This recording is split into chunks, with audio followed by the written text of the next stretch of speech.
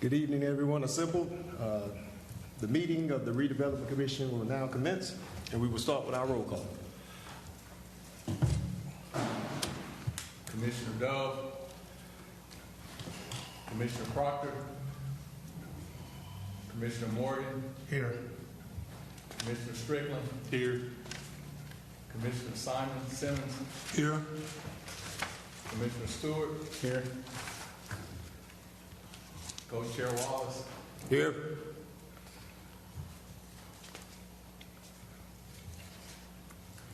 Co-Chair, we have a quorum. Okay. All right. Thank you. All right. Oh, can we adjust the?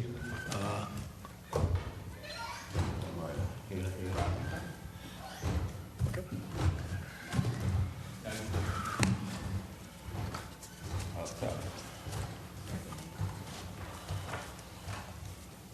Okay. Can we adjust the record to reflect that Commissioner Victor Dove is present? Yes. All right. Thank you. All right. Guiding principles.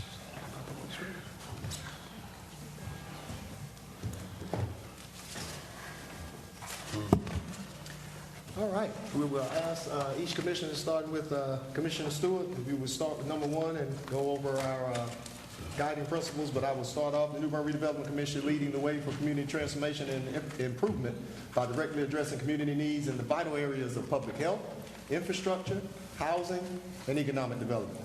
The Commission is committed to an accountable, transparent, and publicly driven process. We're going to start with our core values. Past, present, future, equality time. Respect others' opinions. Listen to build consensus. Share accurate information, public perception. Stay focused, be action-oriented. And believe. Believe. Okay, commissioners, you have been, you were sent earlier, but you have in front of you an agenda, and we need to hold a voice vote to approve that agenda. Do I have any motions? I move that we approve the agenda for tonight. I move to make an emotion. Well, go ahead. I have a different motion. I'm sorry. I already made a motion. Do you have another motion? I do, Commissioner. Okay. I move to make a motion to move item 9C I1 up to after public comment, as well as 9B. What was that first one again? We got 9B. So 9C I1, which is the direction to sell property sales, and then there is 9B, which is discussion of 821 West Street purchase. My motion is to move those up to after public comment. Second. But with those changes made in the agenda? You can call for a vote on that motion. Call for a vote. Call for it, yeah. It's been moved and properly second. May all the commissioners start by saying aye?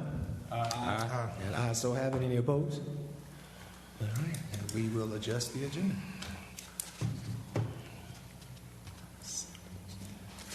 Okay.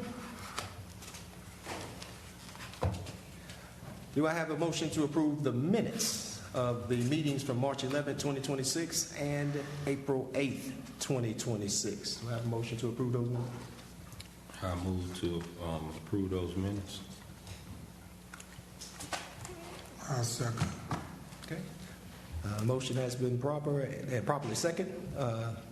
May the commission please vote by saying aye. Aye. Any opposed? I so have it. Let it be reflected in the record. Okay. And you asked for it before comment, right? No, after public. After. Okay. All right. So it's time now for public comment. And right now, I think we have Mr. Strayhorn. Are you in the audience? Are you with us today? Yes, if we could have Ms. Denise. Denise, go first. Okay. All right. How you doing, Ms. Roberts? Good evening. How are you? It's been a minute. Good. Look, I am the administrator of United Worship Center. We are on our left is Lee Street, and on our right is West Street.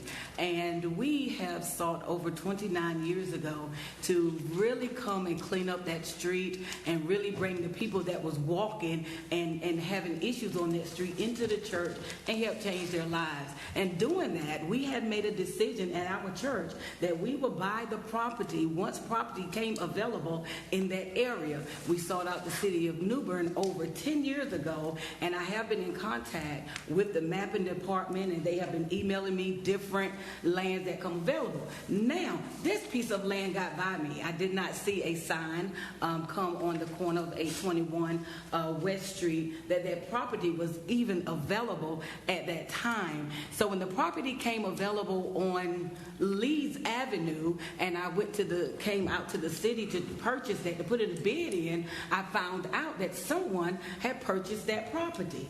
So I contacted the person that purchased the property, and he said that he loved what we do in the community, and he loved our connection and how we actually kept up that land with the city of New Bern, because in our mind, we are with the city, we are a community, and we work together to build people's lives and build the city. So we did not wait for the city to come through and pick up a piece of trash. We didn't even have to adopt the street. We just knew that that is what we needed to do, and that is what we did. And when he heard that we were the ones that was keeping up that property, he said, look, I want you all to have that property. So he decided that he would sell us the property at 821 West Street. Now, being myself, I ran down to some area law firms, 3 of them to be exact, and all 3 of them told me that it was listed in the deed that he had to build a house on it in 2 years. When I contacted him, he said he had no knowledge of that. So we was caught between catch-22. So at that point, we decided to start checking in on this land and finding out. Why? Because we are a community church. Why? Because we love people in our community. Why? Because we love people in the city of New Bern. And that's why we are there. We are not moving. We still have our plan to own the whole block. We own 3 houses right now. We own 2 on Main Street and 1 on Lee Street. And then I got to tell y'all this before my pastor get up to speak. We had people that don't even live in the community. They can own a slither of a piece of land. They will contact us. They don't even know us, and gave us the house on Lee Street, and we fixed it up by the hands of the men and women that go to the church. Not only that, it's a piece of property on the right side of the corner of Lee and West Street that someone called us and asked us, did we want that piece of land? So we are coming tonight because we want you all to know that we are the community, and because we connect with the city and we don't wait for the city to clean the property around us and to take care of the people around us, we're coming to let y'all know we are the ones that's in the community. We are the ones that's going to help redevelop with you all. We don't have to be in the meeting, but we are in the streets working to redevelop this community for not just the community, for all of those that want to come in and build a house and be a part of such a great city. Thank you. Okay. And before we call up, thank you, Ms. Robinson. Before we call up Pastor Strayhorn, I just wanted to make sure I put the charge of the commission in regards to public comment. Okay.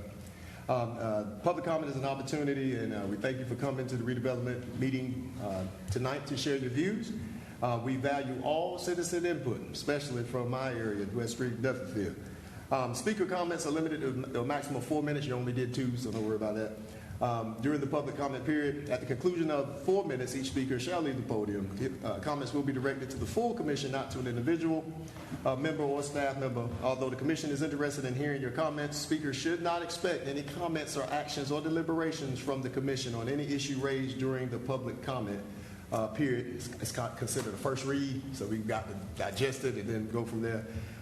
In the commission's discretion, it may refer issues to the appropriate city officials or staff for further investigation. If an organized group is present to speak on a common issue, please designate one person, in this case two, and we accept it, it's just y'all tonight, to present on the group's comment, which shall be limited to a maximum of 4 minutes. Okay, I didn't want to hit it in the middle of the day. You didn't tell me I had 4 minutes, so I didn't hit it. Okay, but you did do it too, but we're good. Okay. Mr. Chair, I have a question for Mr. Neese. Mr. Neese, understanding that property is owned by someone else currently, what was you guys' proposed use of that property? We're going to build a parking lot because we need parking spaces. Everybody want to see a new Bern parking spaces. Ma'am, if you would please come to the microphone, please. Thank you. Yeah, our plan is to extend our parking lot because we don't have enough parking for even the people that come into the church. And not only do we use it for parking, just like this weekend coming, we have a community day, which we have been doing over the years, and where we invite everybody to come out and enjoy because we like unity in the community. So we will be supporting the city and the community with our parking lot and our space. Yes, ma'am. Thank you. Okay. Mr. Chair, I have a comment and I have a question. Well, I have a couple of questions. If you'll step back up to the... Mr. Morgan, before we get to that, Mr. Co-Chair, as you indicated in your speech, the public comment period is generally your opportunity to receive public comment. If a majority of the members on the board want to allow an engagement back and forth between board members and the public, you all will need to make a vote to do that. Okay. You have a motion? I make a motion that we are allowed to ask Ms. Robinson some questions in regards to her public comment. Okay. Yes, sir. Second. I second that. Okay. Let's do a voice vote. All in favor of the engagement, say aye. Aye, so have it. Okay, please continue with your dialogue. Thank you. Because the door was opened up and you did say that you all own a few other properties, can you give me those addresses, the two on Main and the one on Lee's? Well, I can't verbatim. Okay. 811 Leeds Avenue, 811 Lee, 915 Main Street, 915, 913 and a half Main Street. 913 and a half. And our church address, 907 Main And the Street. church is 907. Thank you. And the reason why I ask is because I have not only visited and worshiped there at the church with me and my family, I have participated in your family day. And congratulations to you, to Pastor Strayhorn. I was very impressed, and I am continually impressed by what you all are doing. And it's partnerships like these that the Redevelopment Commission has to be a part of. And we have to make sure that we not only engage with you, but make sure that we use you as an example for other churches, for us to be able to get out and to be able to touch folks in the community with this. Thank you so much. Thank you. Did anybody else have anything? I think they're doing a wonderful job, and it's great to see things like this sometimes when we have to break certain precedences to do these kind of things. So I'm glad to see this happening, and I totally support what you're doing. Yes, sir. We appreciate it. Okay. All right. Pastor Strayhorn, please approach the mic. All right, good evening to everybody. Thank you for this time to come and to be able to address your committee. We think Ella Robinson did a superb job, so some things I won't have to discuss. One of the things, June will make 29 years of serving there as the pastor of the United Worship Center. It used to be United Missionary Baptist Church.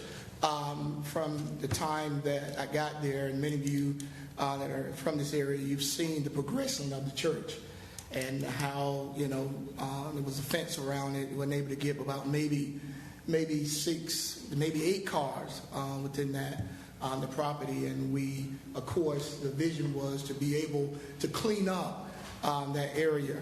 And we have done a tremendous job with making sure that that area and that community where we were at is able to be a vital community where you're not going to ride by and see grass and things like that, overtaken these parcels of land. And also, one of the reasons why we kept up that lot is because the city wasn't cutting it regular. They wasn't cutting it regular, and the grass was growing up.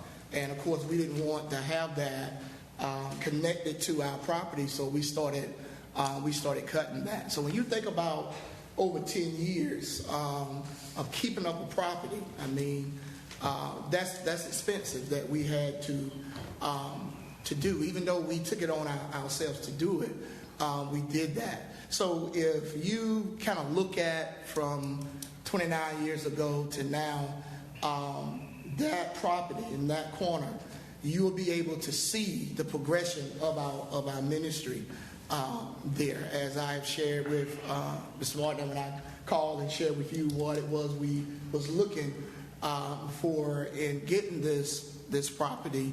One of the things you asked me was, well, what would you do if you had it right then? And then I shared the same thing with you that Ella Robinson shared with this committee that we needed for parking. Right now, Sunday I went out and looked. I mean, cars was parking on the side of the road because we just do not have enough space. Also, our annex is too small. So we need to be able to get the land that's around us to be able to expand. If we are not able to purchase land that is around us, we're not going to be able to expand. And we need that. This community day that we're going to have on Saturday, we've been doing it for 14 years. The streets are blocked off. Everything is free. Everything is free. Food, entertainment, IC trucks come out, and this is a way that we give back to the community. And the largest number we've ever fed has been over 325 people that have come out to the event. So the thing is here, we're not looking for anybody to just give us a handout. That's not what we are and what we stand for. But we are here to seek this redevelopment commission, because as I looked and went through your website, I believe that the church is a part of redevelopment. If you take the church out of redevelopment, and we don't have the same rights as others to be able to do the things that we are able to do. We're not able to build a house on that land. That's not what we're looking to do.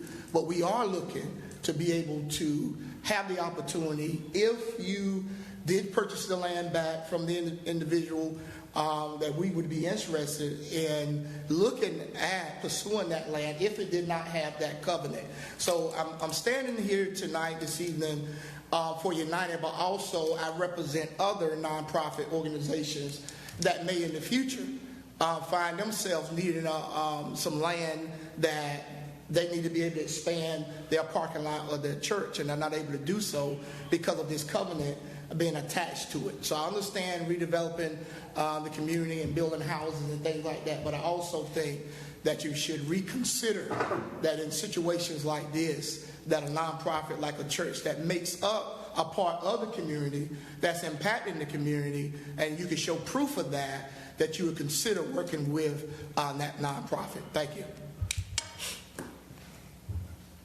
I wholeheartedly agree with him, because redevelopment is more than just building houses.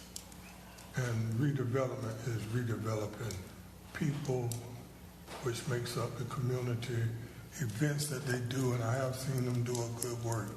So, like I said before, I wholeheartedly agree that we have to have some latitude legally, responsibly. So I hope we can try to do the best we can to help whomever, whenever we can, about housing and other things. So I leave it up to the board to think wholeheartedly about what we can do to help out this community every way that we can. That's what I have to say. Okay. Good. Okay. All right. Is there any more? Anybody else signed up? Just want to make sure before we move on to the next agenda item. Thank you so much for the two eloquent speakers, and we will take that into consideration, and probably next meeting be up for discussion. All right. Now, part of the amended agenda, we're going to move up 9CI. So it's 9B and 9CI1. Okay. And 9CI you want first, right? Actually, 9B is first. Okay. But they're all in combination The 812 West Street purchase, correct? Correct. 821. 821 West Street Correct. purchase. Okay. So, Board, it's kind of my stance in my conversation when we had our retreat, and then I think it was echoed back in our February meeting that there are a list of lots that we own, all right? With those lots that we own, there are lots that are smaller than others, there are lots that are bigger than others. There are lots that no one can build a residential structure on, there's lots that can be.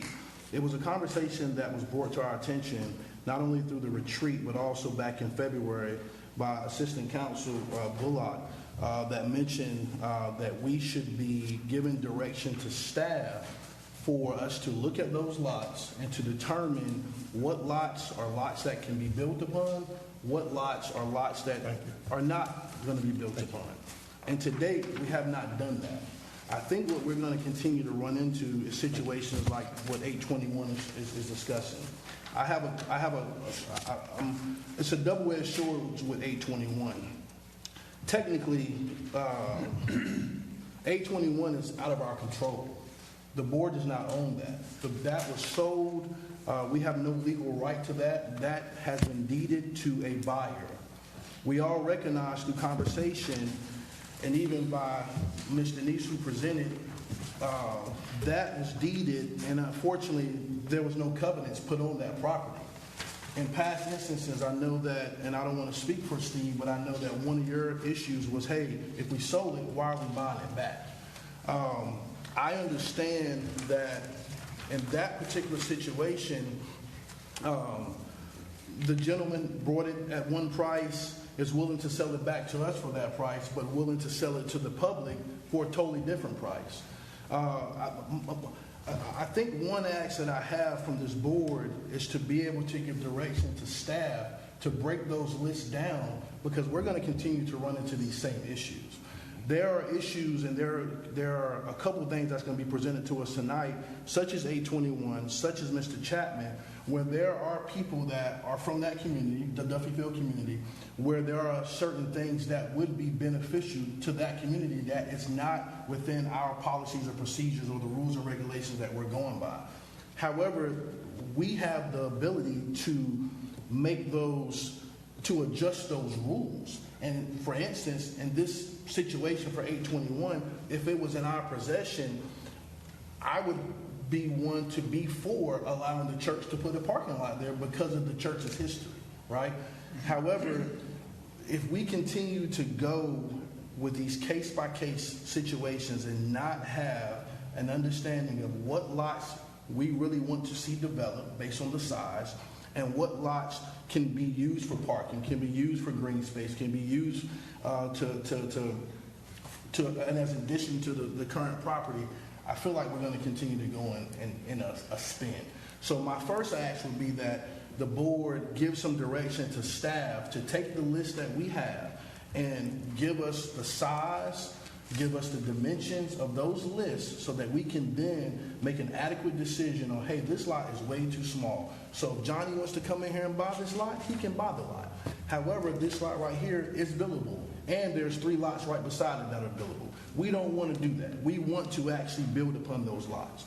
That's kind of my first discussion, because I think as you look, and if there are situations, particularly with this 821, my stance is I want to help the church. Let me be frank, okay? I think the church has a very valid reasoning for using it for that use. However, I also recognize right now, legally, we don't own that lot.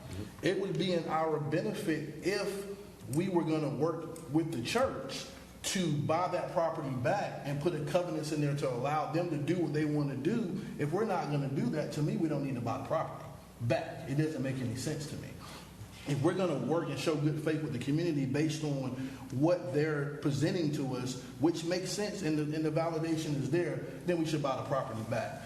But the bigger picture and the bigger problem to me is that we have these properties that someone comes, they want to present, we have no information on, we haven't collectively said, hey, we don't want to sell this, we want to sell this, is something we can build on, this is something we can't build on, and then we're kind of spinning our wheels. So I guess my first position would just be in consideration and say, hey, can we direct staff? I don't know if that would be Marvin's office, Marvin's administration to say, hey, can you guys give us the list, give us the size of these lots, and give us a recommendation on if these lots are something that can be built upon based on the size or not. I think it's my first kind of open discussion that I think that needs to be talked about. And it's bigger than the 821 situation because we're running into this time and time again. Such as with Mr. Chapman. Mr. Chapman, they have a store there. It's the same situation. He needs some parking. The store has been in the community for some time. It's one of those things where he doesn't want to develop on it. It's something that would be beneficial to the community. It's something that would be beneficial to that neighborhood. But then our rules kind of say something different. But if it's still so subjective. And so my ask is that we give direction to staff to say, hey, give us these lots, give us sizes, give us a recommendation, and we can, I don't know what our time looks like. I know we're supposed to have a working group with the Board of Aldermen, but we're running into kind of the same things, and we're not really moving forward. It's almost like we're roadblocking people, we're throwing things out, but I still want to make the stance of, if we do agree to buy back 821, I would only like to make my stance is we only buy it back if we're going to sell it to the church with these stipulations, understanding what they're trying to do. For us just to buy that property back to have, it doesn't make any sense at all. And so I just want to be clear on that. The last thing I want to say is that as we continue to go forward, man, I know a lot of people got pissed with me at the retreat, but we're all volunteering our time, all right? Everybody has family. We got other stuff to do. I want to make sure that my time is spent being as impactful as we can. If you look at the executive summary that Zeb left for us, the most impactful project that we can do is the Avenues project. I mean, that is the biggest impact that we can have because the redevelopment owns several parcels already in that area. These spotty places in Duffyfield are really good, and there are lots that are necessary, but as far as our focus, it really needs to be on the Avenues project. With that being said, in trying to acquire these other properties, people have to have a place to go. And so that's where these other lots that are in Duffyfield, to me, you start making these partnerships. I see Mr. McGovern is presenting something tonight for a property, and it's like these people that are local builders, local developers, it sounds like we should be working with them for these smaller little plots in Duffyfield for people to have somewhere to go. I wouldn't sell you my house if you're not presenting something somewhere for me to go. And we understand people on a budget, people on a budget in that neighborhood. But in general, I just want to make sure that we're clear that it's very hard to continue to have the public coming to present something to us, and we don't have an infrastructure that's really a standard and giving us guidance on that, understanding these various different sizes of the lots. And so that is what my open conversation is about. Any further discussion on 9B?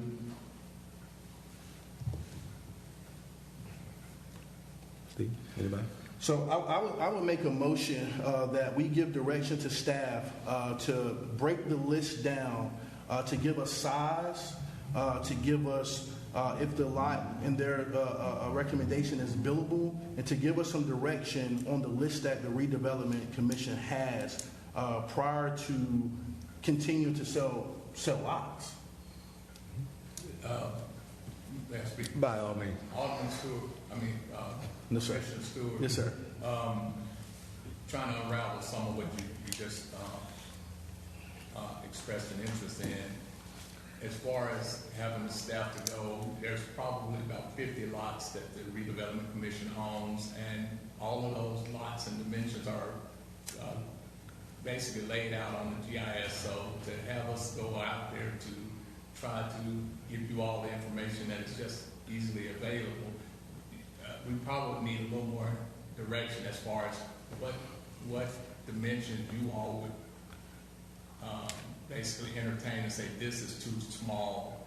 So then we could just basically limit it to the ones that would not accommodate some type of structure, if that's what the board's intent is, as opposed to going out and, because I can tell you in the course of the time and doing all my research, there's only been one lot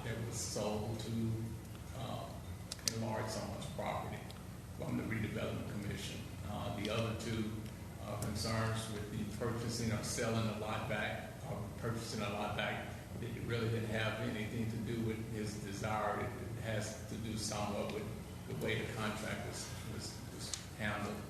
That's what the West 8th Street buyback was for, not for a condition to say we're going to only buy it back in the event that we could sell it to someone else who has an interest. With the other lot that's coming up with Mr. Chapman, there is a concern, not based on what his ask is. It's a land use ordinance issue that will not allow for that particular interest or purpose based on land use, and not just because we are saying we won't allow that. So. Yeah, and so that goes, and I appreciate that. So as far as the lot size, that is something that you can get from Development Services and Zoning. So they're able to provide that information to you. I would imagine that staff, you can give staff direction on asking Kendrick, I believe, to say, hey, based on these size of these lots, what is able to be built upon? Which lots are able to be built upon based on the size of the lot? So perhaps, Mr. Stewart, I can be helpful as well. So what I think you all are asking for is data, okay? Absolutely. So I think what you're asking for are to identify the lots that you own, for one, identify perhaps the zoning district that the lots are located in, because that's going to tell you what uses may be permissible. I think you're also maybe asking about flooding, because a good deal of the redevelopment area boundary is in a floodplain of some sort. And certainly if we have a small lot that's in the floodplain and any structure has to be elevated 8, 9, 10 feet, that impacts suitability for development. So I think the tension perhaps that I'm hearing between Mr. Assistant City Manager and what you're asking for, Mr. Stewart, is I think that staff can very easily provide you with the facts, figures, and information that you all need to ultimately make a decision about what lots are suitable for development. That may be outside of staff's purview because, as you indicated, you all are the resident experts on redevelopment. You sit in these seats to make those types of judgment calls. So what I think I'm hearing you say, Mr. Stewart, is you're seeking consensus from your fellow commissioners to have staff produce the addresses for the lots owned by the Redevelopment Commission, the zoning district, the dimensions of the various different lots, whether they're impacted by the flood ordinance, and perhaps the setbacks that apply for those particular properties. Is that what you're asking? Very well articulated, yes. And so I will also add something that Marvin said in regards to Chapman, the land use ordinance. There are other ways around that, and strategically, if educated properly, he's able to use that to the best use that he would like to use for that store. Maybe it's not a parking lot, but again, there are strategic ways that we know of that people can do certain things, and I just think that we need to be helpful in that direction. But to your point, yes, that is my act. Just okay, so that's what's being requested by Mr. Stewart as direction to staff. Is there consensus from the board members to give staff the direction to aggregate that information and bring it back to you at a future meeting? Yes. Well, with the information that you were specific in a lot of things, I want to ask you, Mr. Stewart, do you also mean something to the matter as we want to filter it out by anything 50 by 100 or above, or filter out 50 by 100 and beneath, because that's a much smaller lot to build upon? I understand. I think that once we get that information, then we can collectively make that decision. I think trying to do that without having the information is hard to do.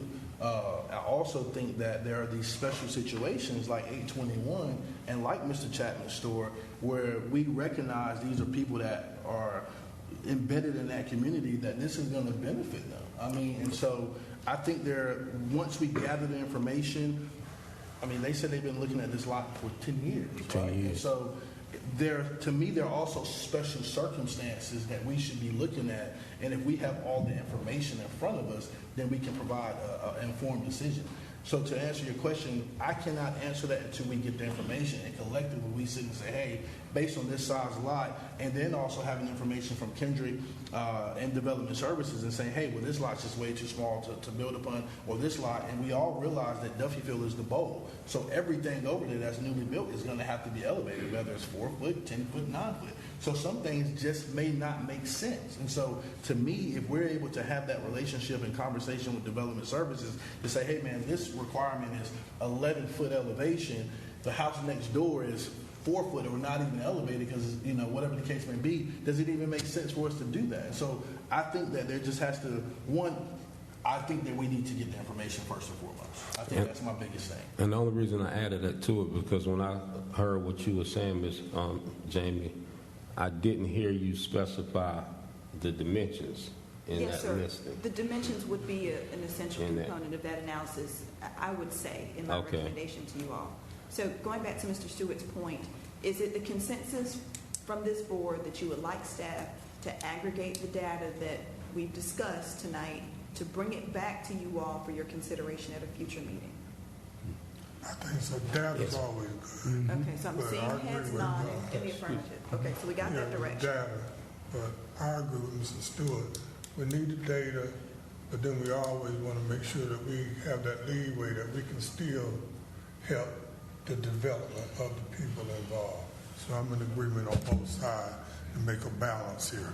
So going back to, because I think we're at 9B, which is the discussion of 821 West Street. This matter has been on the agenda a few times, and I know that Mr. Stewart has started to espouse his thoughts. I think staff is seeking some direction from you all about what it is the majority of you all want to do. I've heard a couple of comments tonight that people are endeavoring and wanting to help the church. I think the public comment that has been made tonight is the church would like to purchase the lots from the Redevelopment Commission. One legal issue that you may have wandering in your mind that I might be able to clarify for you is if ownership comes back to the Redevelopment Commission, you all as the grantor have the ability to release any restrictions.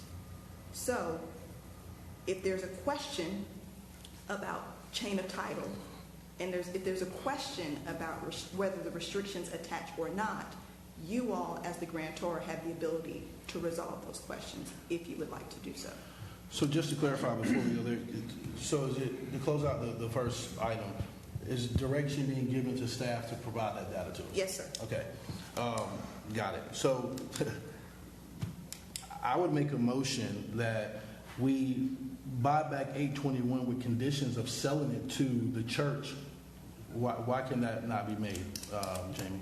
I see you shaking your head. So this commission has a precedent of selling lots through the upset bid process, which is a competitive bidding process, which would allow the church or any other person to make a bid, and that bid could be upset using the statutory process. So a condition limiting sale to the church, given the precedent of upset bid, would be inconsistent with this board's. Absolutely, and I appreciate that. That's why you're legal counsel. So then my question would be, is if we were to purchase that property back, can we purchase it back with the understanding that we would not put conditions on that property? You, as a board, have the ability to release any conditions that may run with the land because you are the grantor that attached the conditions in the first place. Yeah. But not only would we be able to remove any, we could also grant any additional covenants that we would want to have on the land. Is that correct? Yes, sir.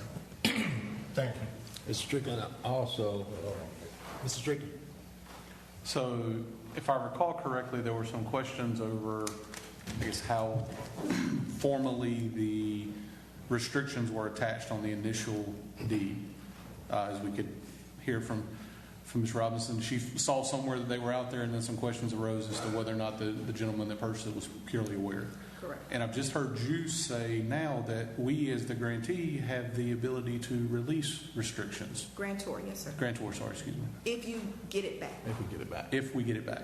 Right. So, can we choose to not enforce that? Since there is a question over whether or not it is duly applied and understood to the gentleman that purchased it. You could. I would advise against it, and here's why. any subsequent conveyance of this property is going to have cloud on the title, which creates difficulty with financing potentially if, let's just say, a subsequent grantee wanted to expand their development or create new development. When a title insurance company or a finance company evaluates that title, they may not be willing to lend because there's a question about whether the property is being used as intended by the original grantor, which is you all. So I think just not recognizing that the conditions are an issue is not the best legal path forward, especially if you're trying to have sustainable development in the future. I think he touched what I was trying to say, but I want to clarify just so I can understand even better. Currently, the current landowner, there's no way that we, the Redevelopment Commission, can somehow go in and remove those off his current deed since we were the ones that imposed them. It's not our property. The best course of action that I can recommend to you all, if you are entertaining removing conditions, is to reacquire the property so that it's very clear in the chain of title what is going on and what, if any, conditions attach. And the only reason I say that, because if I'm not mistaken, wasn't that landowner, isn't he willing today to sell that property to you, Mr. Strayhorn? If you listen to what he mentioned earlier, yeah. Yes, he was willing to do that. Of course, he wanted more, more money for it, and he's trying to get rid of it right now because he feels that he's has to be within that 24-month period because that's what that covenant states. But I think he is definitely open to y'all purchasing it back from him. Right. And in the conversation, and just to be a little bit more direct, it would be more beneficial for us to purchase that property back with the understanding that we're not going to put those restrictions on it that would benefit this church versus the church trying to go purchase it back from the guy because he's trying to charge him an extreme amount of money. So he will sell it back to the commission, if it's not in my understanding, for the amount that he brought it for. But if he sells it to someone in the public, he's going to sell it at a different price. My stance would be that if we're going to purchase this property back, in my mind, understanding what Jamie said, that it has to go back out for public bid, it would be my position that we purchase it back without restrictions when we sell it back out to the public. Because that gives them an opportunity to come and purchase it. If someone upsets them, then that's their deal to deal with. But there's no need for us to purchase the property back with restrictions. That doesn't make sense to me. So just to clarify a couple of things that you said, Mr. Stewart, if the commission is inclined to reacquire the property, you will reacquire it as it was deeded to them. Okay? And it was deeded to them without restrictions. There is an argument for both sides. There's an argument that there are restrictions because there is an attachment to that deed that references the conditions that Apostle Strayhorn has set out. And the other argument to that would be that the box is not checked. That is the other argument. That creates the cloud on the title that I think you all are trying to resolve. Okay? But you also have, I'm sorry, go right ahead. The other thing that I think it's important to bear in mind in the upset bid process that I know you all are very familiar with is this. This commission approves who the high bidder is. So if you all get through the competitive bidding process and you say, you know what, we changed our mind, selling this property without restrictions to this particular buyer is not consistent with the goals and objectives of the redevelopment plan, you can back out of the sale before it's approved. So I just want you to have that in your mind as you're thinking about the various different options that may lay before you. So I just want to publicly say, and I want to make sure we're on the same page, I'm only interested in us buying it back if we're able to help the church. If we're not able to help the church, there's no point in us buying it back. And I also would say that my constituents, I would hope that if we purchase this property back and we agree that we're purchasing it back and potentially we're not going to put any restrictions on it, understanding that this is going to help a church in our community, that we don't come back later and say, we decided that we're not going to do that. I think that would be pretty.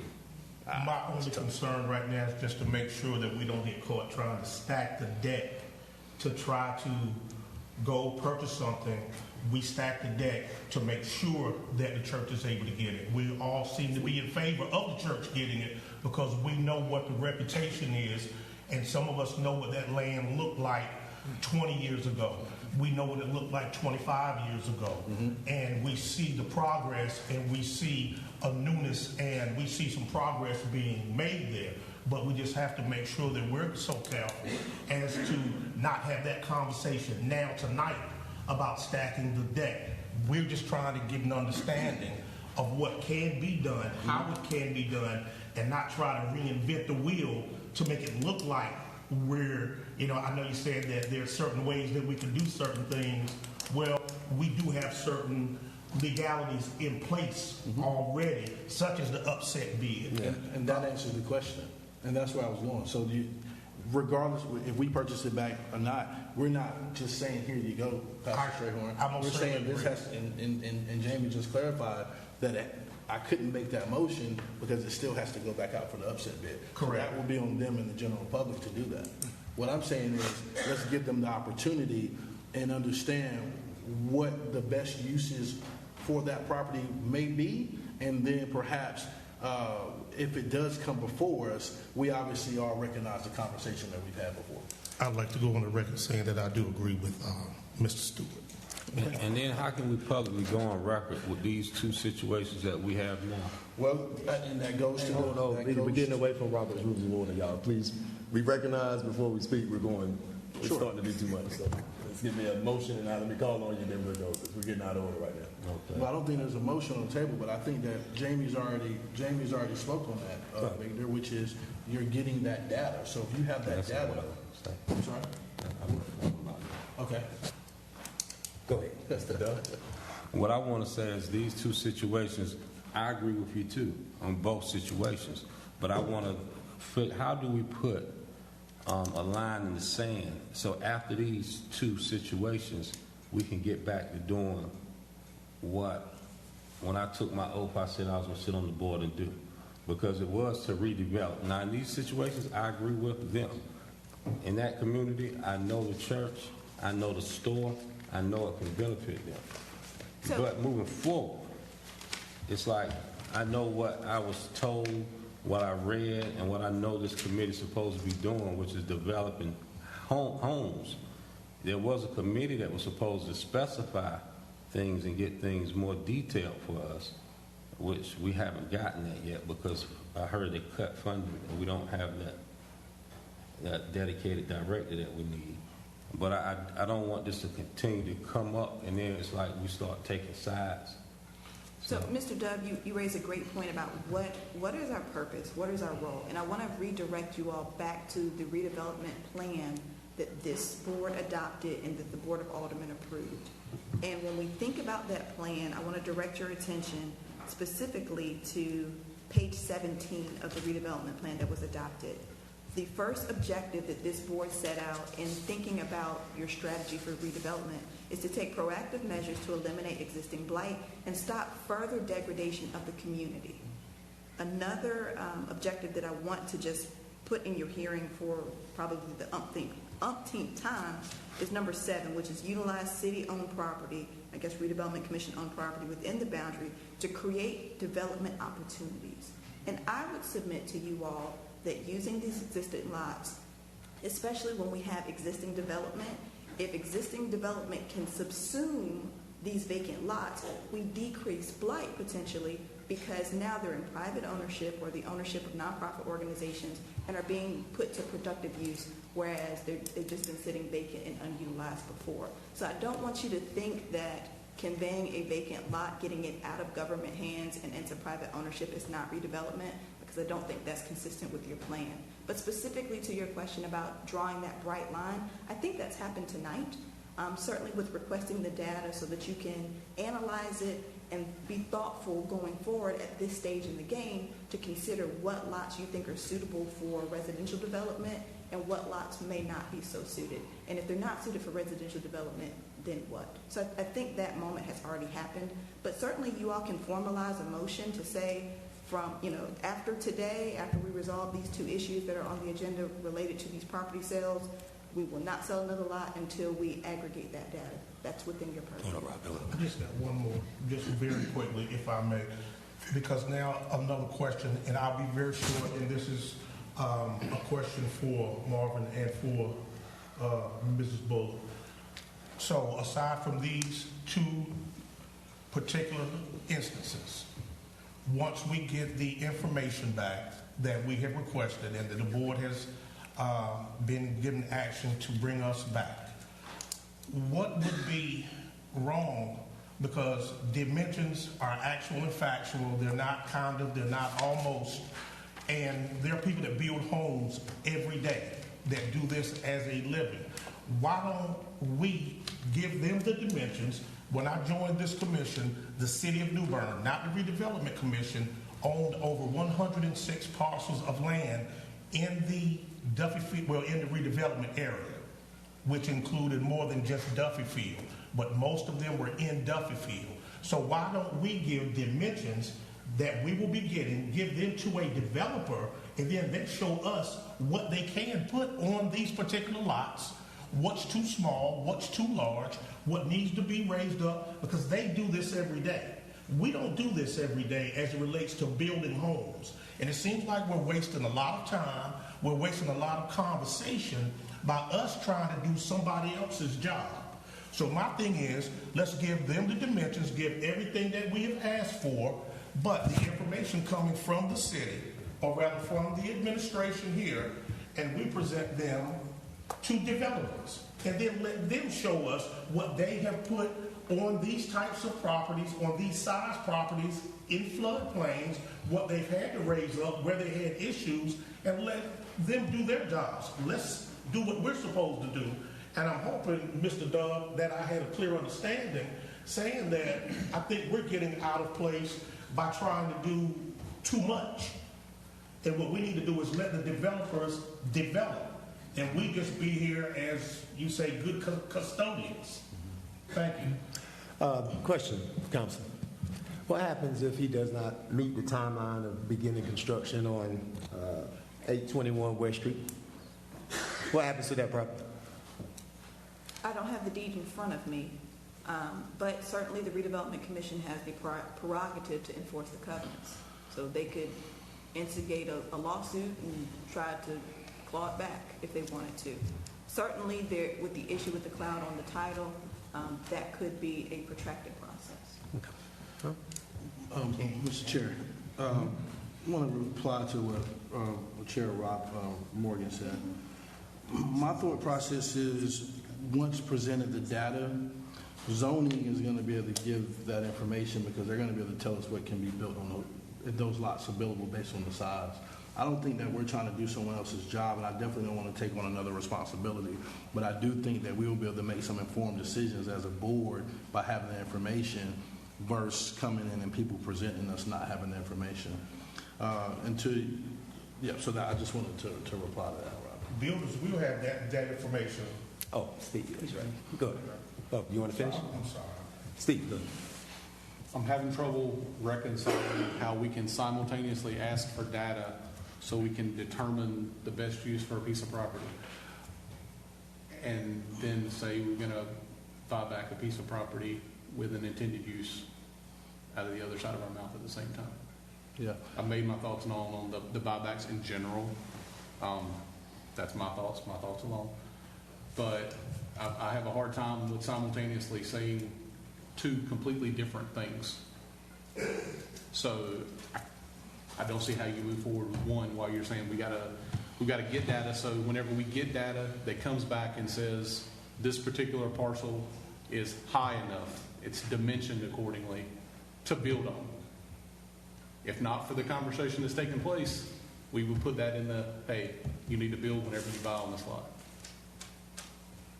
But now we're saying we're going to buy something back with the intention of not building on it. So that's incongruous in my mind. And what I would just say to that is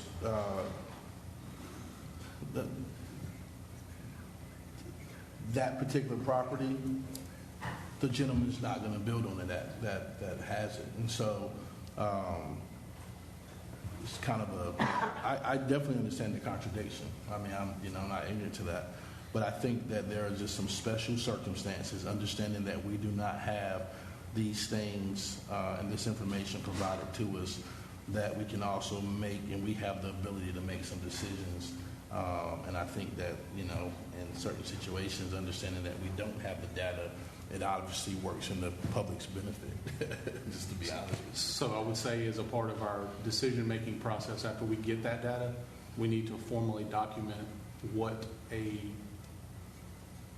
deviation from the this is buildable, this is not buildable plan is, and have that documented. Now you want this is how we're going to do it. It's nice and smooth and easy. That we got to have that formalized. Otherwise, every time someone comes in and wants to buy something that's on a build lot, then we're going to sit up here and be judge and jury as to whether or not that cause is good enough to deviate if we don't have something documented. Y'all presented a great case tonight. I would love to support you. If it was mine, I would sell it to you right now. Probably give it to you because I think there's a good case for what you're doing. I'm just struggling with the process and the formality of it and how we're not going to be talking out of both sides of our mouth at the same time until we have something formally documented of what we are going to do, and then we follow through on that. Okay. Just to give a historical perspective, especially with the map, with the ask of the dimensions and all, we did have a map when we first started. It was color coordinated. Red was floodplain, green was houses that was ready to go, and this and that.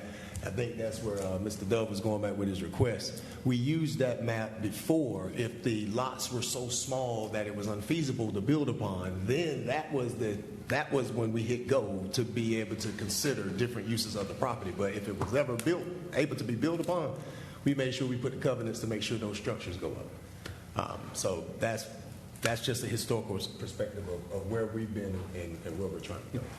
Because what separates us from the city is we're the Redevelopment Commission. They gifted that land in the redevelopment zone for housing and development. That's what they gave it to us for. Some plots have been mixed with county plots that they entrusted with us to be able to build upon. So as good stewards of taxpayers' property and dollars, we have to be careful to be unbiased on this board in regards to certain entities in the neighborhood. And some verbiage has been used up here that might seem contrary to that, but I need everybody in the audience to understand that we are an unbiased entity. We form as a commission, and we do everything we can to help the community. I'm from here. You pass straight on here. You baptized my wife, for Christ's sake. So if anybody's going to be biased, it'll be me sitting right here.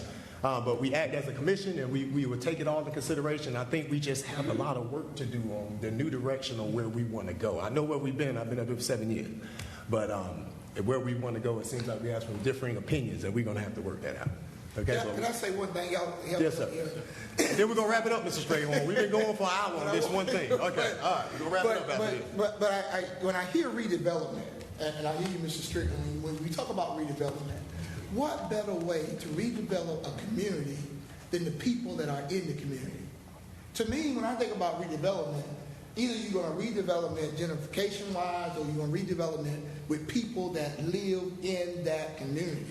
So when you're not a part of the community, you don't live in the community, you don't have family in that community, then yes, it's easier for you to look at putting a house there and a house there. But for people that live there, grandparents, great-grandparents, and to be able to see their church progress or any other nonprofit or store or anything like that, that builds their morale to want to improve their lives. So when we think about redevelopment, it's not just taking a parcel of land and building a house, but it's building individuals. And that's what God has allowed us to be able to do in 29 years, is to redevelop that block there. And if you go back and you look at that, you'll see that. So I just want to say that because I've done some research. I don't come blind. So I've done some research on redevelopment, and I know you have the power to do certain things. It just has to be in your heart to want to do it. Thank you. Thank you, Pastor Strayhorn. So to just bring us back to the item that's listed on the agenda, I think staff is seeking some direction and or some action from you all about how it is that you want to proceed. The options before you tonight are to do nothing and hope for the best, or you have the option to purchase 821 West Street back from the grantee for the price that he paid for.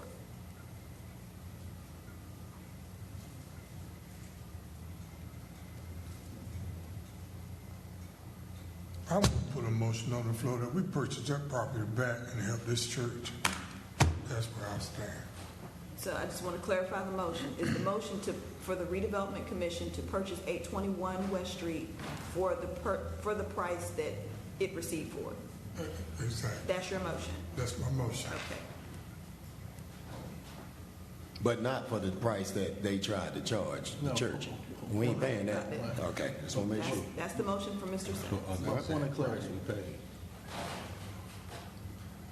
Right, but my question would be, are we able to entertain buying that back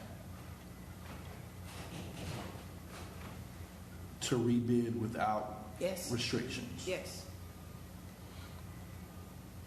I would make a motion that we purchase that. Well, I'm sorry. I would just say that I would encourage you to make a motion to buy it back and be able to resell it without restrictions. Okay. But that's a legal possibility that exists with the motion that we have on the floor. Okay. So we have a motion. Okay. And before we vote, before we second the motion, because I know it is, I just want to really caution my commissioners. This is a precedent we're setting. This is a slippery slope. So I'm one person. I just want my job up here to advise you of the legalities and what we're doing here. And it's once we set a precedent, there is no going back. So I just need us to understand, is this the new direction we're going on once we do this? Or do we want to table this for discussion so we know exactly what we're doing and what the legalities and the consequences are? We think we've had enough discussion. Okay. That going forward, we're going to put some other things in place. So this will be sufficient for the time being till we put those other things in place. Okay. So that's where I stand. But there's not very many other situations like this because from my understanding, Marvin, those have been corrected where those people and those deeds that have went out and they were not, the boxes were not checked, you've called them back and those have been redone. Is that not accurate?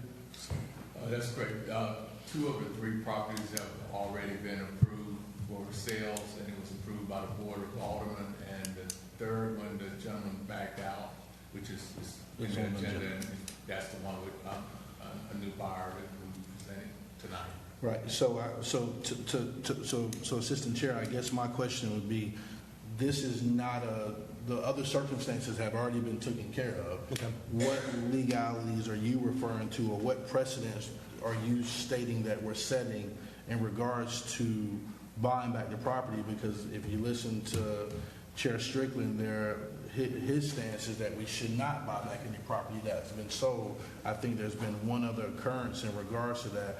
However, this seems to be the last situation of the deed issue.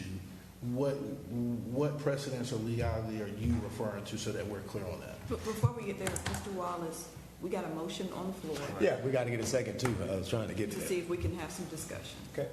Do we have a second? I second that motion. Okay, so now we're at discussion, so. Okay, now we're at discussion. Okay. Now to answer your question, next month, September, or January of next year, the same ask comes in front of us. How can we deny it? Well, it can't come before us because, one, we have a document that Marvin sent out to us for our approval about 4 or 5 o'clock this afternoon that's given us the covenants of properties that to be sold and what the restrictions are. 2, those mistakes that have been made have already been rectified. So this is kind of, again, a gift for the church that's been looking at this property for 25 years. Right. This is almost a gift for them if they are able to go and bid for it and obtain it. So we don't have those situations moving forward based on the document that Marvin sent out this evening. Okay. And those have already been corrected to his statement. Okay. I would submit that we won't have the same exact scenario, but after that box is checked and someone comes along and says, guys, I don't want to build on this after all. Did you then it goes to what Jamie mentioned. We can sue them or those other options, but it's not necessarily a situation where we're buying that property back from them because they did not do what the restrictions say. We're probably going to wind up taking that property back if a lawsuit was filed.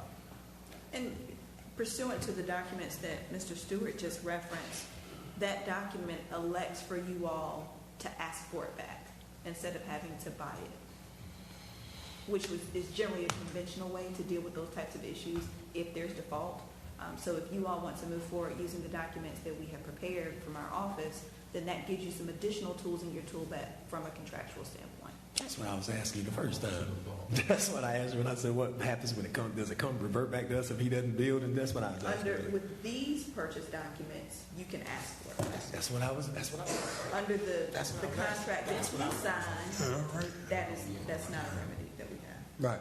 And where are we at the timeline? Are we at a year? Well, you don't have that in front of you right now. I do not. Okay. All right. Right, and again, that is very subjective because there's the conveyance and there's the box not being checked. So there's a motion on the floor, we have a discussion, and so I second the motion that we purchase the property back. Is that a roll call vote or is that a? Yeah, we're gonna have to have a roll call vote on that one. Can we have a roll call vote on it? Mr. Williams?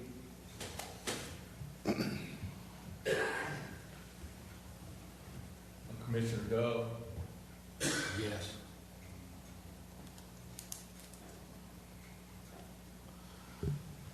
Commissioner Morgan, Yes. Commissioner Strickland, No. Commissioner Simmons, Yes. and Commissioner Stewart. Yes. Yes, we have it. I'm a yes. Chair always gets left off.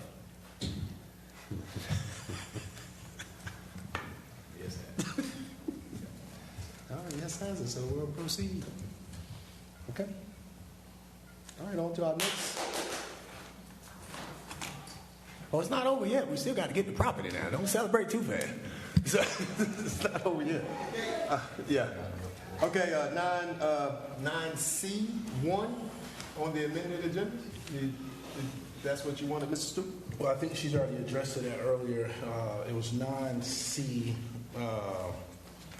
I1, Yeah. which is discussing, clarifying, revising the purchase conditions. And I think that what I was asking for, I think has already been, staff has already been there's already been direction given to staff in regards to requesting that data.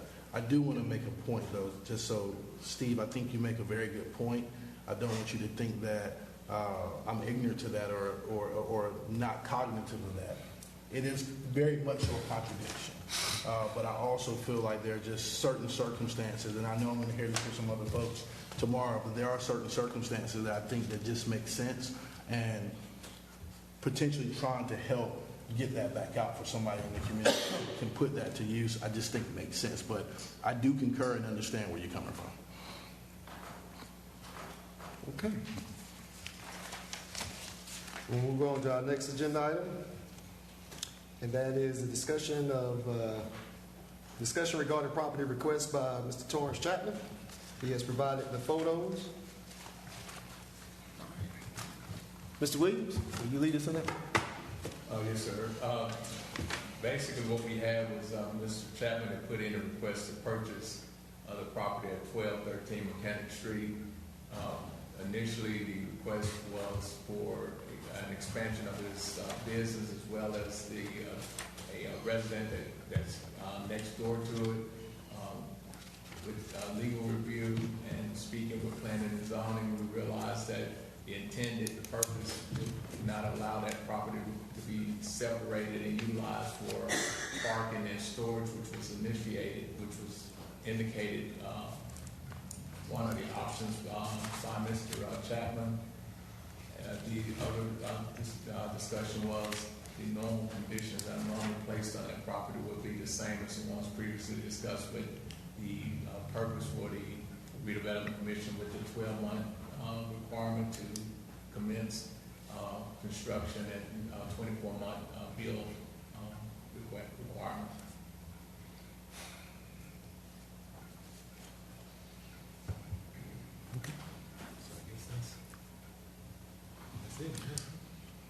So, Go ahead, Mr. Stewart.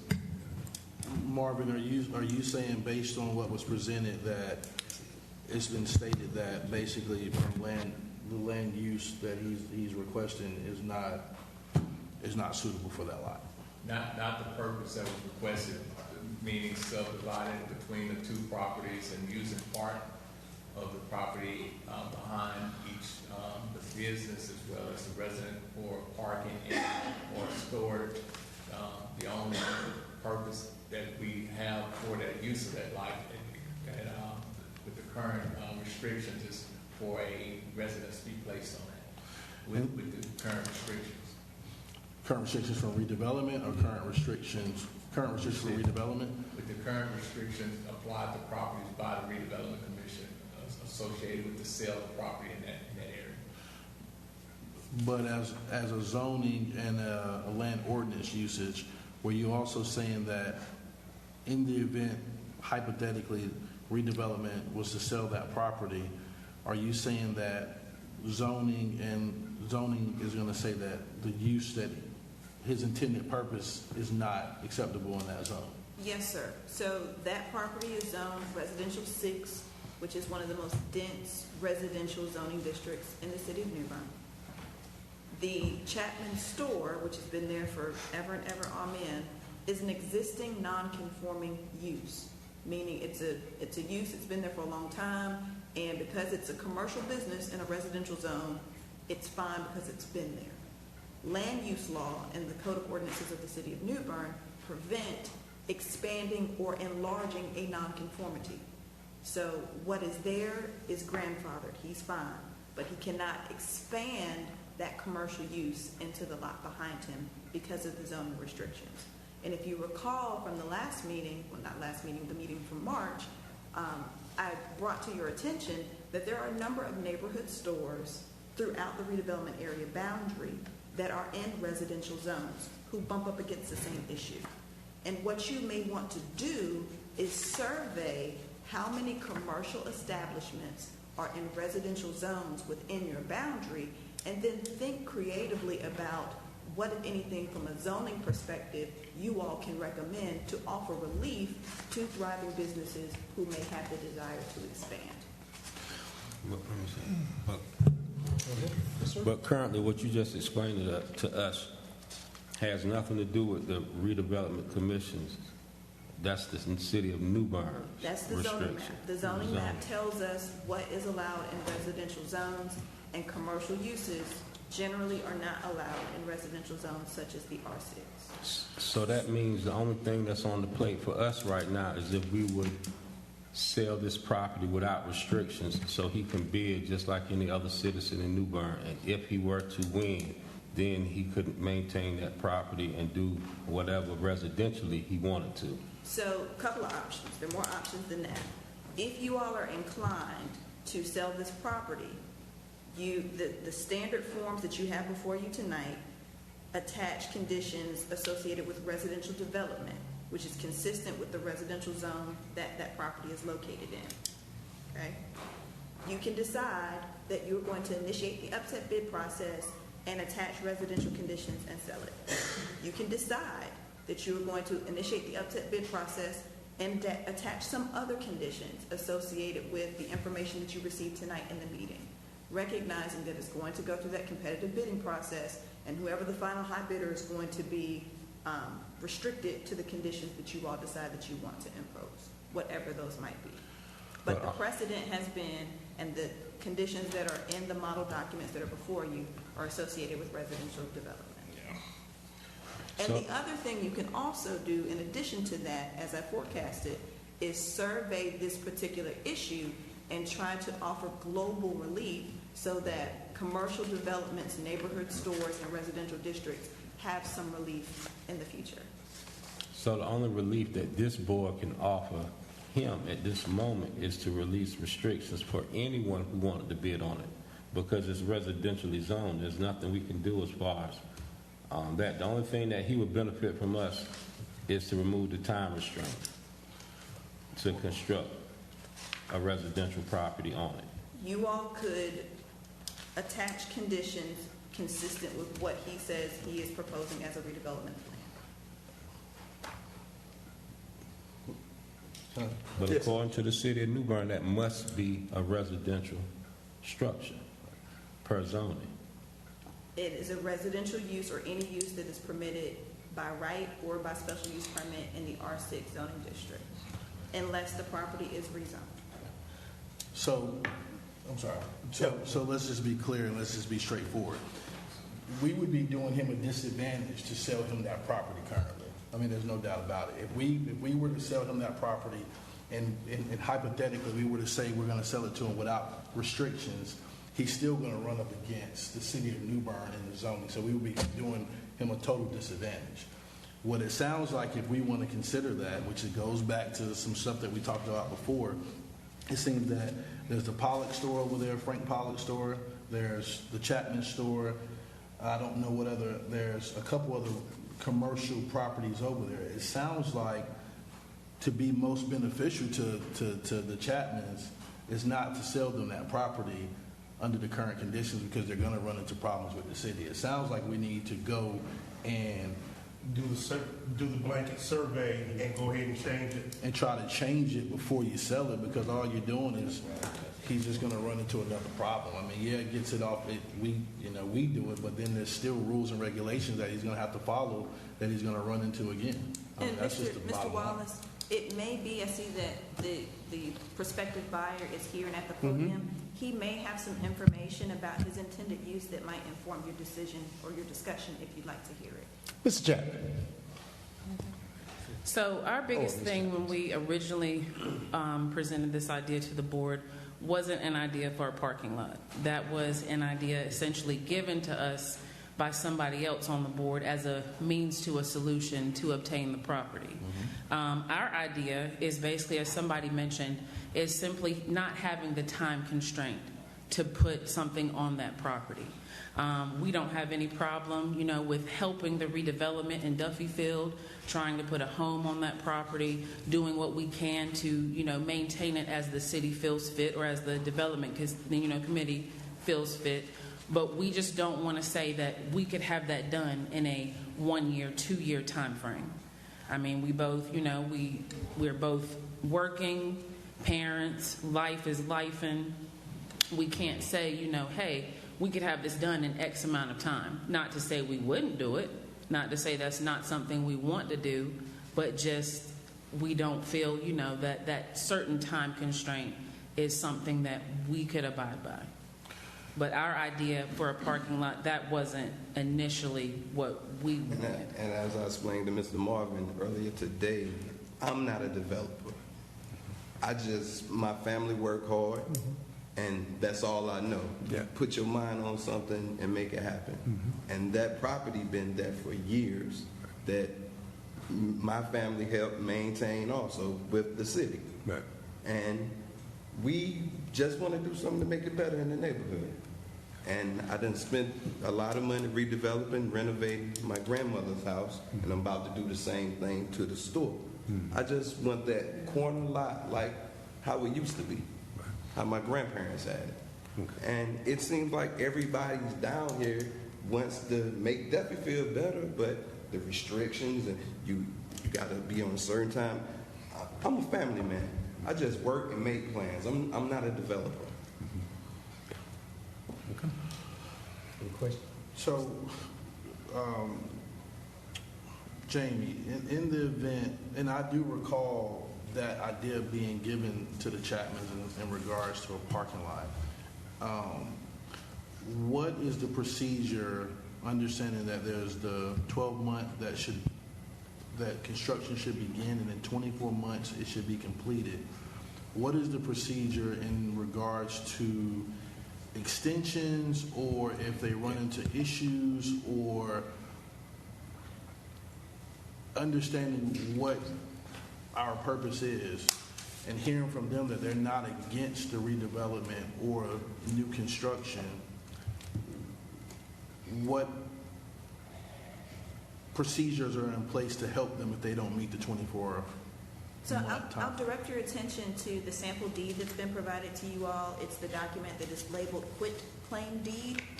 If you turn to page 4 of that document, it's labeled Exhibit B, restrictive covenants.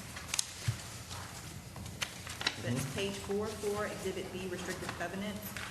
If you look down at the bottom, the last paragraph, paragraph 11, is modifications.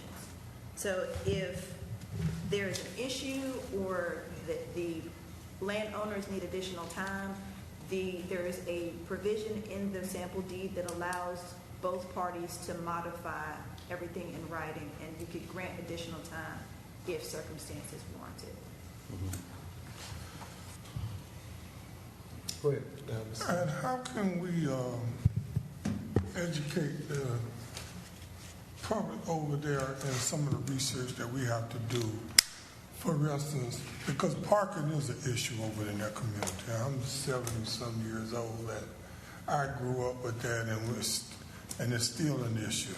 So we need to do some research as a board in this development, which housing is an issue, and building itself is an issue. So even though we're supposed to do this, it needs to keep being said that this board is more than just housing or building. It's about the people and the development of a community. So with them trying to purchase properties or housing over there as a community, with this parking coming up, parking lots or driveways and that sort of thing, them trying to get the properties or have it in their possession, working with them, obtaining these properties over there, we need to, like Curtis was saying though, establishing these rules and the data about all these issues and stuff. We work with these people of the community and helping them to be knowledgeable of what's going on, and as they're trying to acquire these properties, while we're getting ourselves educated to it and getting these things in process, we're establishing some ways of working with these people, basically, is what I'm trying to say. And we're doing everything we can, but not letting them lose the properties or their visions while we're at it. So I'm just suggesting that we really make an all-out effort to try to do these things, like Curtis was asking for data or process and procedure. I think we need to work with that and make sure they understand that we are working with them on this. Yes, I'll say one more. I started this process last year before the board was even made, and during the process of me waiting for the bids, someone to underbid, that's when this was formed, and I come back, Miss Brenda, she told me that this wouldn't take them about 3-4 weeks, and it's time consuming. It would seem to me, based on the current situation, my stance is if this board was to sell you that property, You've been stuck with it. we would be doing you a disadvantage under the current set of rules, because what you're asking to do, even if there was a sale with no restrictions, there still are rules and regulations that the city's going to enforce on you, right? Right. So my stance is it's either one or two things. It's either understand the rule that is in Exhibit B for us, which is that you can essentially ask for more times and it doesn't hold you to that 2-year rule, or we need to be focusing on going to zoning and looking at that holistically and saying, hey, how do we approach these commercial properties and making this zoning fit the need? And so I don't have the answer for you on that, but what I will say is that I think, again, it's not even think, it's no based on the information provided. If we try to sell you the property with or without restrictions now, it's not to your benefit. So, Mr. Wallace, I just want to clarify a couple of things. So, directing the board's attention back to Exhibit B, restrictive covenants, page 404. I also want to direct the board's attention to paragraph 7, which is the default notice and cure section. So, if a purchaser fails to satisfy the timeline set out in the restrictions, This provision allows you all, the grantor, the redevelopment commission, in its sole discretion, to extend the time for the grantee, whoever owns the property, to comply with the conditions and the restrictions, so long as they're making good faith progress. So in a circumstance where someone runs up against economic conditions or family circumstances or what have you, so long as the person who owns the property is making good faith progress towards the goal, which is having a structure on that lot, you all don't have to take any action if you don't want to. So that will require you all to monitor what's going on to make sure that the goal is being achieved and that you are satisfied with the progress, and if not, then there are other provisions that you can utilize if you so choose. And I just want to make sure that the board is clear in hearing Mr. Chapman's statement today that their desire is to build a residential structure on that lot.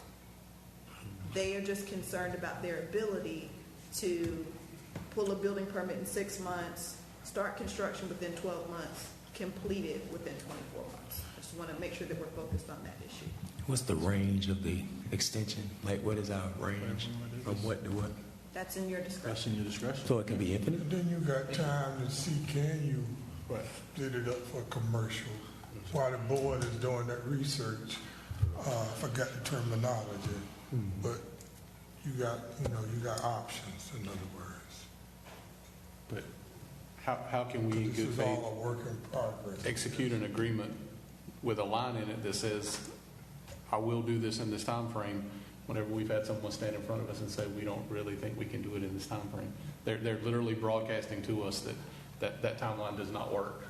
The other remedy that you all could utilize is, given the information that you're receiving tonight, if you all want to allow 36 months for construction completion or 48 months for construction completion, you all can do that if a majority of you all would like to adjust those time frames.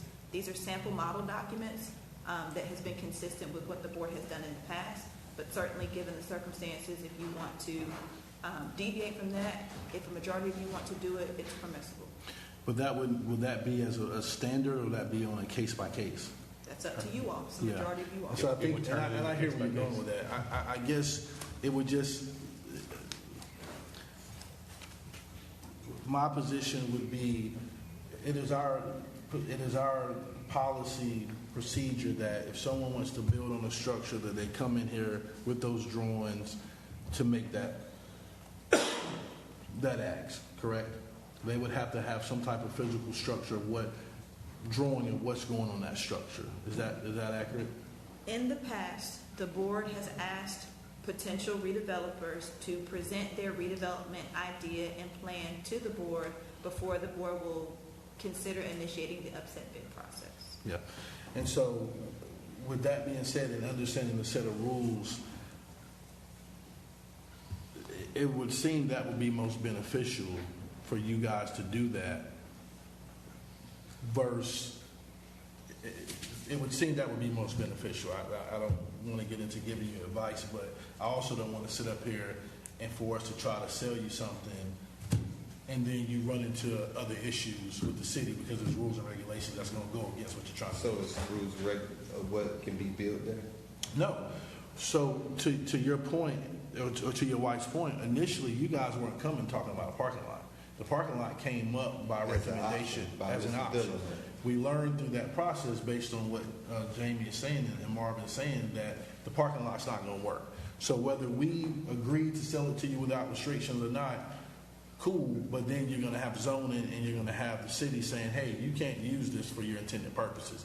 Based on it's also attached to land already owned. Correct. But what she's saying is the rules and regulations are not going to let you do that. So what she's saying is one or two things, and I don't want to speak for her, but this is my interpretation.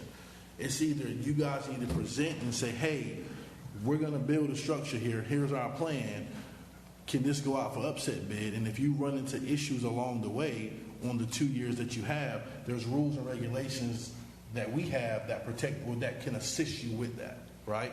That's one option. The second option is you don't do anything. We try to figure out, hey, do we go to zoning and try to attack this holistically, which now, in my opinion, just drags you out even further. So what it sounds like to me is that you guys probably want to come back with your original plan, which was to build there, understanding there are rules and regulations around it, but they've also said to you tonight there's rules and regulations that can also help you out, if that makes sense. So, I know that. Does that make sense to you, Jay? Yeah, definitely.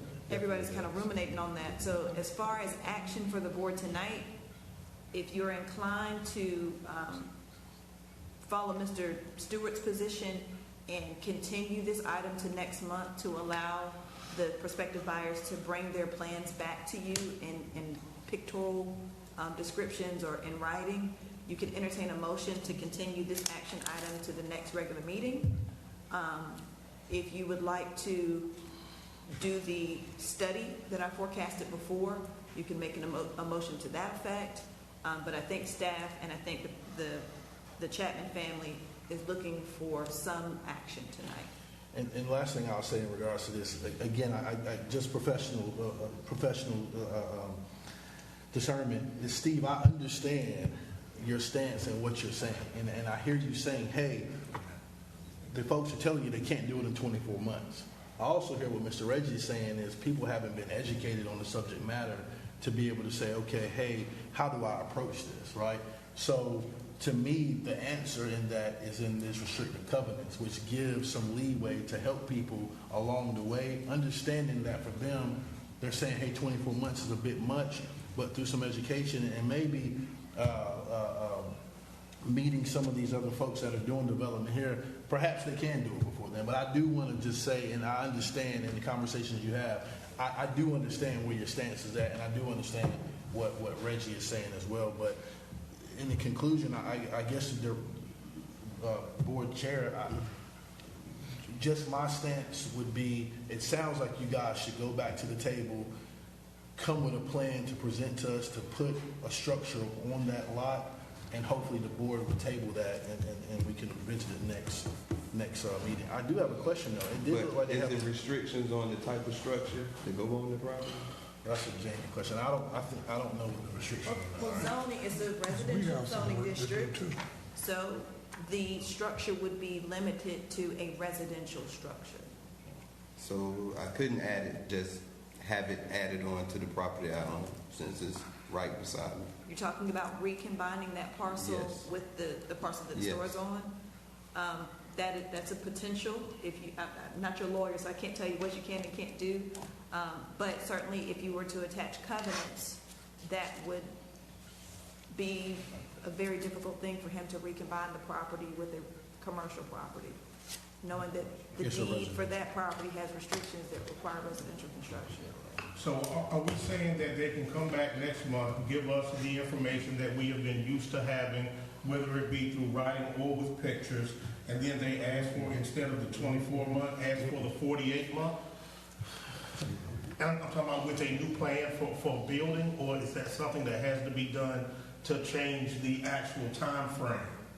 Well, to Steve's point, and to keep things consistent, what it seems like should happen is they should come back and present within the 24-month time frame, and understanding if they need some assistance, then they could ask for it. Then they could ask for that. I think because we could be working on trying to find out more information on that.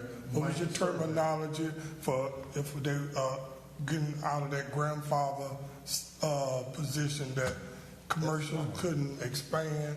We could be working on that for them, so that would legitimize them wanting extra time. Well, we're talking about. You see what I'm saying? Yeah, but we're talking about two different things. No, that goes with them, Curtis. I think. Yeah, but you see what I'm saying? Not necessarily. There's not direction given to try to figure that out. But to what Steve was saying, if you sit here today and say, oh, we're going to give them 48 months, and the rule says 24, this is a public, meeting. People now, everyone's coming and say we gave them 48 months. So to make this as simple as clean as possible. That slippery slope I was talking about earlier. Yeah, to make this as clean and easy as possible, it sounds like it would be in their best interest to come back before this board with the information that is required to go out for upset bid, understanding that there's rules and regulations that can help support them, but we don't need to change the time frame in which that is being done tonight. Right. Make the motion. We'll come back. Good, because that gives everybody time to. Okay. Okay. What Jamie is saying is a whole nother issue, which maybe plays into part at some point in time, but I don't think it plays into part into what is currently happening. She's saying that there's a bigger issue that's there that we can address as a board, which is there's commercial property there that has these residential needs or vice versa that we need to address, but we're not in a position that, that's a whole process that's going to have to take place versus now he can at least acquire the property, have a plan that's presented to us, begin to work on that plan, whether it's foundation over a period of time, whatever that may look like, and if it's not done within the time frame, there's some rules that help him along the way. So what I'm hearing from Mr. Chapman and his wife and from Mr. Stewart is that someone may be inclined to make a motion to table the discussion of 1213 Mechanic Street to the June regular meeting of the Redevelopment Commission. With the understanding that they're coming back to present their plans So, to purchase the property. okay, so is there a motion on that issue? I make a motion that we table the selling of 1213 Mechanic Street to give the buyer some opportunity to bring back the proper documentation. Second. To the June regular meeting? Yes, ma'am. And is that I your second, second. Mr.? Okay, thank you very much. And that should only require a voice vote, right? That's just tabling it. We don't need to do. Voice vote is Okay. fine. All right. All in favor say aye. Aye. Any opposed? Ayes so have it. And it'll be moved to the June, so we'll see you next month, Mr. Chapman. I appreciate your patience with us today. What else? All right. Now we're going back up to number 8. And this is the property on 606 White Street. And I understand we've had some updates and some changes, Mr. Williams. That's correct. The previous bidder for that property decided not to purchase the property, and he actually pulled out from the bid that he had placed in it. And in the course of him pulling out, we had another potential buyer, Mr. Ed McGovern, who is requesting to requesting to purchase the property. Okay, so we need to initiate the upset bid process? Is that what we need to do here today? That is the action for the board's consideration tonight, yes, sir. Okay, do I have a motion? Well, just point of clarity. Oh, discussion, I'm sorry. So, just to make sure I'm clear, so the property at 606 White Street, there had been a bid put out for that? Yes, The sir. upset bid went out for that? Yes, sir. And the gentleman that was originally purchasing 606 White Street withdrew his bid? He did not go forward with the sale. Did he win the upset bid process? He did. Okay. And so we kept the 5%? Yeah, deposit. He forfeited Okay. his deposit, yes. He forfeited his deposit. And so now, would that have to go back out for the upset bid process? Yes, sir. Okay. So what is before you tonight is an offer to purchase signed by Mr. McGovern, which would be the impetus for the upset bid process. Mr. McGovern has offered $3,600 for the property. If you look at the bottom of his offer to purchase form, he initials acknowledging that the sale will be contingent on certain conditions.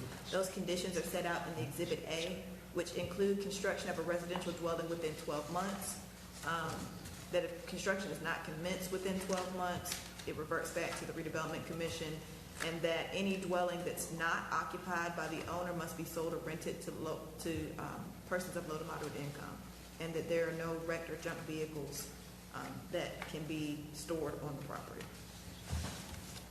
And in this instance, Mr. McGovern is prepared to build upon the property.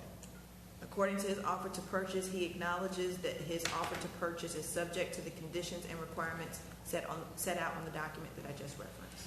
And has he presented the visuals for the property? He is not. It was my understanding, speaking with him this week, that he was going to come here today to do that presentation. I believe he mentioned that he'd spoken with one of you, if I'm not mistaken, you, Commissioner Stewart, and he said that you all had spoken, and he was given a date and time to be here, and he had indicated that his plan was to be here. So we have not seen any plan of what he plans to put on that property. Well, just to be clear, I did see Mr. McGovern. He stopped me on Eubank Street one day and just, it kind of caught me off guard. I didn't have all the information in front of me. I did not provide him a date and time to be here. Let's be No, I contacted him this week. Okay. I'm sure he was going to be here for this purpose, and he indicated that he would. Okay. Yeah, I guess my only stance would be is that if he was here to present with the information, then it would make sense to sell him the property. So I think that I don't know how we can sell him the property without him being here to present us the information to show us what he's going to put on the property. So I don't see how we can really move forward with the selling of the purchase. Which brings another question up that I think we talked about before. If someone was to upset the bid process in a regular situation, then how would we understand that they would get the information and say, hey, this is what the restrictions are? At what point do we, my understanding was, now that I think about it, you guys said that if we were to do that, he would have to submit that to Brenda, I thought? That he would have to submit that information to Brenda? So if someone was to upset someone's bid, then at what point would that person submit the information to show what they're going to put on the parcel? Okay, so let's go slow. Okay. I know I asked a lot of questions quickly. Joe Citizen wants to purchase a piece of property from the Redevelopment Commission of the City of Bern. They go to the city clerk and say, hey, I want to buy 123 Maple Street. The city clerk would then get that person to Marvin, and Marvin would talk to them about the process, recognize that there are restrictive covenants that could apply to the property, that you would have to build X, Y, and Z. This is the time frame to make sure that they are knowledgeable about the process. If they are knowledgeable and agreeable to your standard conditions, then they would receive an offer to purchase form that they would fill out and make an offer to purchase subject to certain conditions. That once that offer to purchase form is received and the deposit is paid to the city clerk, then they have an opportunity to come to the board and present their idea with their visuals and all the things. If you all are inclined to initiate the upset bid process, you adopt a resolution initiating the process, and it is put out for bid. Susie Q wants to upset the bid, and she does. And she is the final high bidder in the process. The information comes back to you all that Susie Q was the high bidder for the property, and this is your opportunity to approve the sale. You all can determine that whoever the high bidder is, if it's someone different than the initial bidder, that they come to that meeting before you approve the sale to make sure that you all are comfortable with whatever their proposed redevelopment plan is. So that is the chronology that makes sense given your current infrastructure. Marvin, so Mr. McGovern was aware that contact was made with him to say, hey, you need to come to the meeting tonight to present. That's correct. I spoke to him, it wasn't yesterday, it was the day before, and I gave him a date. He said he was aware of the date and time, so he didn't request any additional information. I guess the assumption was that when he indicated to me that he had spoken to one of the commissioners, that he knew what the requirements were upon his arrival at the scheduled meeting. So the options before the board tonight, since you don't have the information that you're accustomed to receiving, is as the same thing with Mr. Chapman. You can entertain a motion to continue this action item to the next regular meeting to give Mr. McGovern an opportunity to be present and to provide additional information to the board. I make a motion that we contact Mr. McGovern in action to present the requested information at the next meeting that is going to be held in June. I second. Okay. Oh, discussion? Yeah, a little discussion. I'm trying to isn't he offering below tax value for this property? Yes, sir. The board adopted a policy that you will accept 75% of the assessed tax value as a starting bid. Any more discussion? Okay, would you please make your vote by saying aye? Aye. Aye. Any opposed? No, ayes so have it. It will be delayed for revisited in the June meeting. All right. All right, now we're going to skip down to 9, marketing. 9A. 9A. Oh, I'm sorry. Oh, yeah, I don't even want to see it. All right, nominate a new board chair. Any nominations? Oh, hold on. Go ahead. We will be nominating at this initiative for a chair to fill the vacant chair position. This is up for Floor is discussion. open for Yeah, nominations. well, it's up for discussion and then nominations and then we take a vote. So Floor is currently open you're the for assistant nominations. chair, right? Mm-hmm. But no, I'm going to, We missing, I don't want to chair. No, Huh? absolutely not. And just so everyone understands, the purpose of the chair is to run the meeting. So it is to open the meeting, make sure that there's fairness in how the board carries out its functions as it relates to making motions and deliberating so that you all can carry out your business. The role of the chair is limited to what I just described. So the floor is open for nominations. No. I nominate Tamara Wallace. No, I have to deny that, Mr. Jones. I would make a nomination to nominate Steve Strickland as the chair. I appreciate the consideration, Mr. Stewart, but it's too much on the plate. Well, in that case, I'd like to make a nomination to nominate Curtis Stewart. I second that nomination. I don't think I have the skill set for that. This guy. What I was going to say initially is, since you are serving as a co-chair, let's wait till the next meeting. Hopefully we can have a full board, and then we can make that decision when all the that members are permissible? present. If that's a motion. I would like to move that as a motion. I can accept that.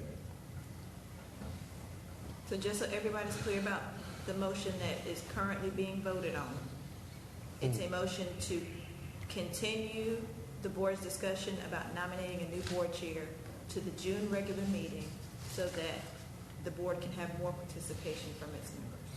Everybody, that's the That's motion. correct. that's Yes, on you the table. captured the sentiments, yes. I do have a question. Are we saying that we're down Sarah and Mr.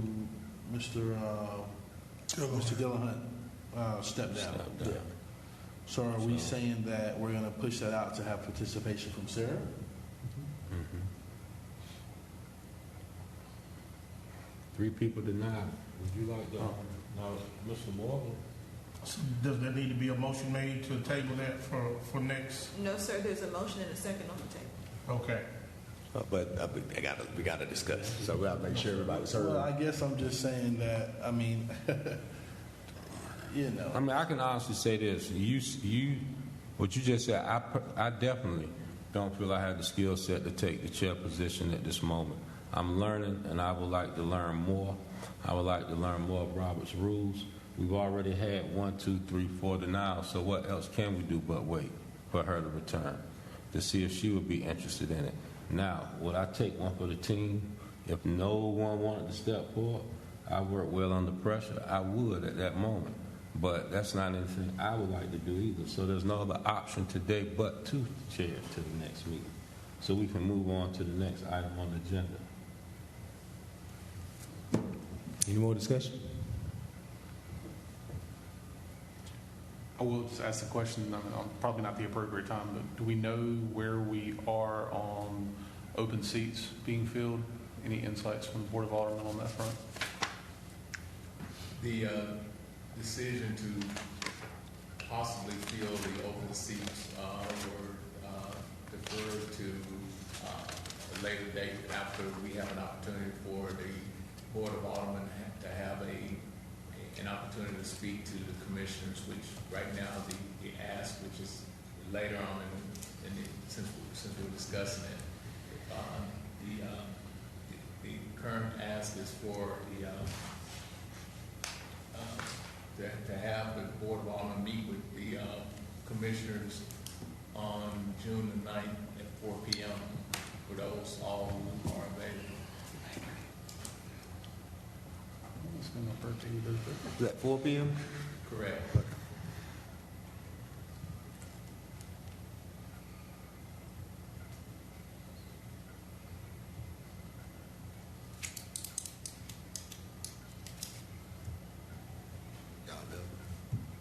And what I can do is send something out. I know that date was just presented to you all, was just presented to me today, but we can submit that out and see what you all availability is.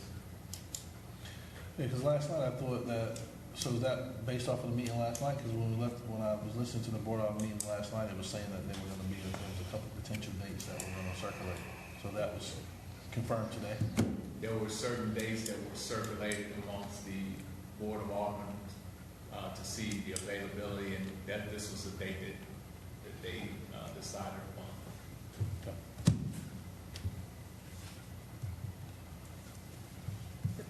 Mr. Acting Chair, you have a motion and a second on the floor. I didn't know we were supposed to answer that question first before I move to the June 9th thing. Did we do that first? That was just information. Oh, just information. Okay. All right. All right. There's been a motion that has been said and probably second. Those in favor, please say aye. Aye. Any opposed? I so have it.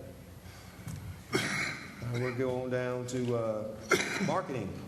Mr. Dub, will you give it an update from your work group? Well, I have no updates because I really have no direction from a director in which I was waiting on. I have a lot of ideas that I could definitely put together my own set of ideas and bring towards the board to hope to get support and funding for it. But currently, I had just been waiting. I was advised by our former chair to wait until we got our director to move forward this after I laid out the plan that I came up with. So that's what I've been doing. Okay. Any questions for Mr. Dub? All right. On to housing, the chair of the housing committee is not here tonight. I didn't know if Mr. Stewart wanted to say some things regarding that. Yep, so I was his assistant chair. I actually talked to Mr. Dillahunt today. He gives his high regards to the committee and just saying that it was just time for him to go. Prior to that, we've had some conversations, and as I mentioned earlier in the meeting, based on the executive summary that Zeb left, I really feel like, and I'm hoping in the Board of Aldermen meeting jointly with them, it sounds like our biggest impact would be the Avenues project. There has been some conversation. I met with Ryan and DeAsia maybe back in February in regards to the Brownsville grant. I think Marvin attended that meeting as well. There are some things that can assist us there, but hopefully when we have this Board of Aldermen meeting, we can really get clear direction as a board, not necessarily from them, but for ourselves and knowing what our biggest impact can be. And right now, it would seem in the conversations that prior to Mr. Dillahunt stepping down and the conversations that I've had with a couple other folks, it would seem that the Avenues project is where our focus should be at. And we own several parcels over there. There are several parcels that are for sale over there. I think the biggest thing that comes to my mind just coming from that neighborhood and understanding the dynamics there is if you're trying, and I think this is something for us just to keep in mind, is that if you're trying to purchase these residents from the community, people have to have a place to go. And it really would seem that, some of these local developers or some local builders that are around here in New Bern, that we should really be trying to cultivate some relationships, because if you do purchase and someone is willing to purchase their home, understanding the condition that it's in and what what market rate says to offer them, they're going to have a place to go. And so in the same sentence, it's like, hey, how do we work with some of these local builders to help build in these, in the Duffyfield area. So I have not spoken with Ryan. It's been a couple weeks, but hopefully when we're able to meet with the Board of Aldermen and us just have some dialogue amongst ourselves, including the board here, we can really have a focus point, because right now it kind of seems like we're just still, trying to figure it out. But in my opinion, I know there's also been some conversation with Teresa. I've spoken with Teresa, and I've also spoken with Reggie. And I think there was a meeting that our former chair had with them as well, where there's some low-hanging fruit where they potentially could be interested in partnering with us. I did see the email today, Marvin, and I couldn't quite understand with the discussion about the housing authority. I'm interested in hearing what you were talking about, the tax, the new market tax credit. I wasn't quite sure I understood all the logistics around that. Well, but we can discuss it when we get to that. Sure, but I knew that had something to do in regards to at least the conversation I had with Reggie about the avenues and what they were willing to do. But in conclusion, it would just seem that the Avenues project would be best fit partnering with a Habitat and partnering with a housing authority to try to get some movement over there. So that's it. Commissioner, if you wouldn't mind, the Avenues project was never presented to the board. I think this was something that was going to be presented or had the former executive director was in the process of collecting information and had a discussion. I do not believe the board is quite familiar with what this program is, and that would be a discussion with them if they were interested in proceeding with something like that. I have to disagree with you on that. He sends out a document. I have the copy of the document. In fact, it was supposed to be going to phase 2. And so that conversation, at least from what he's indicated before I got up here, was presented to the board. And then there was some discussion.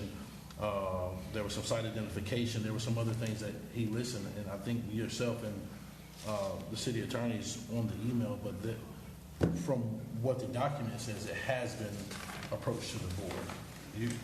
Steve, are you familiar with the Avenues project? Some of you guys were here prior to, but I just read the document. There's been high-level discussion about working with them in various things, and the Avenues has long been a project that's been discussed. That's why we started accumulating property over there. But I'm not aware of anything expressly connecting the dots from a full board capacity. Yeah, so there has been some surveys and some environmentals on some of those properties based on this here.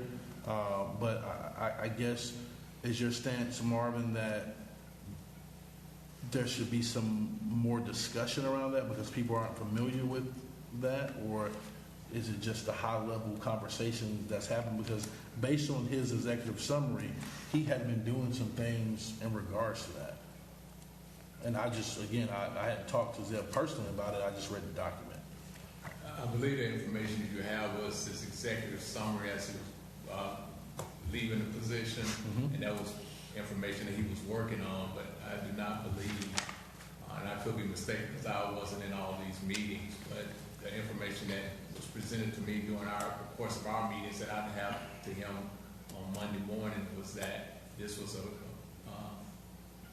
project in progress that he was working on gathering the information, but I did not think that it had been presented to the board for any type of action or consideration.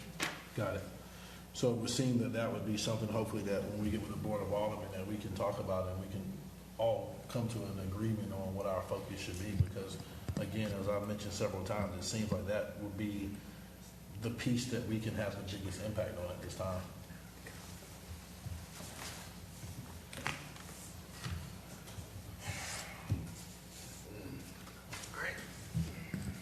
Okay, any more questions about housing, David?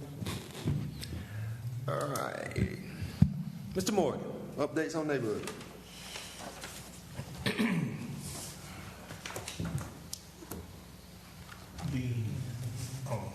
The neighborhood work group would like to report that because of the realignment the resignations. We really need to try to get a handle on who will be working with the neighborhood work group. But I will give you an update, and it's pretty much stays the same. This past weekend, they had Duff Fest. I had to work, so I was not to be able to be in attendance, but I was told that it was not the turnout that they had expected. Most of the conversation from the community is that they're still having certain problems with overgrown lots. There are questions about the old Stanley White property, the West Street closure, and if that's going to be permanent. There still has not been a lot of attention to the retention ponds. There's quite a bit of overturned garbage cans that are left by the city as they use the mechanical claw, and it's because they're overstacked, they're overpacked, and as I said, you've had multi-generational families with one trash can, and that's become an issue. We've seen an uptick in abandoned cars, along with the abatement. It's time for another community cleanup. We had a very good effort with the city when Jeff Ruggieri and of course with Zeb Huff, and they mostly acted as a liaison with some of the city and along with Public Works and a lot of the other departments, where we were able to gain not only workers and had a lot of city employees that came out on a Saturday morning and helped out quite a bit. Summer is about to be dismissed. School is about to be dismissed for the summer, and we have to continue to make our neighborhoods look better so that these kids are going to be waking up to something that's looking progressive and looking better than it always has. And it seems like we're not giving it the proper attention as we had been. We're falling apart. And when I mean falling apart, we're not keeping it up to code as it was. What we did 2 and 3 years ago can only last for a little while, but for it not to be touched up. And one thing that is, and we have seen, is a lot of the FEMA lots.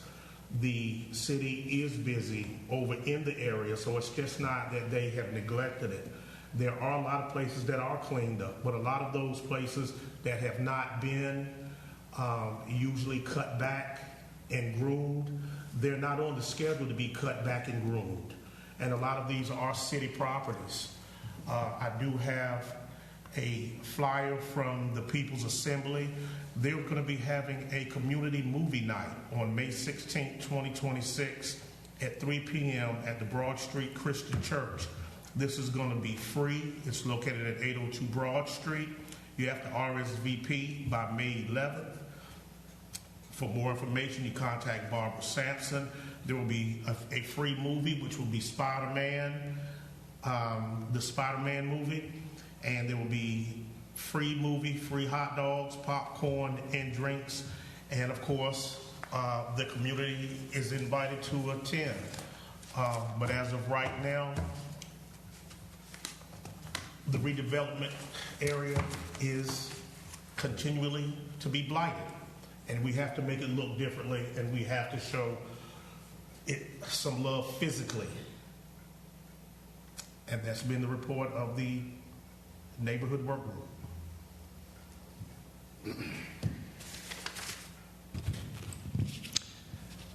All right, I think we're now finally up to our staff report. Mr. Williams? Yes, sir. The latest month's budget review is in your all's package. Nothing changed from the previous with the same balance. Sorry, I can't read my handwriting, but it's slightly over $900,000 of balance.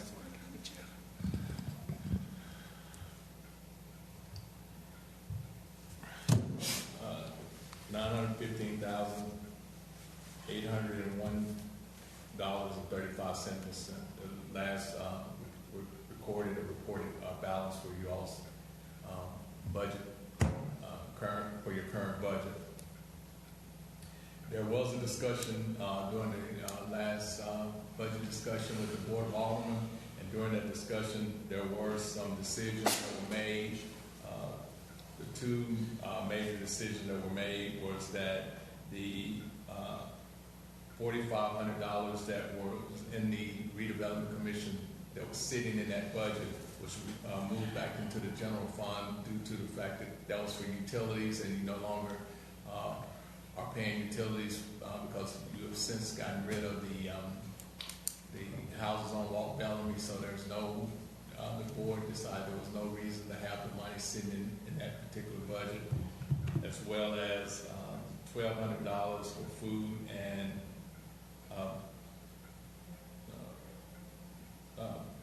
for the food and provisions. They removed that from the budget as well and returned that to the general fund of you all's budget.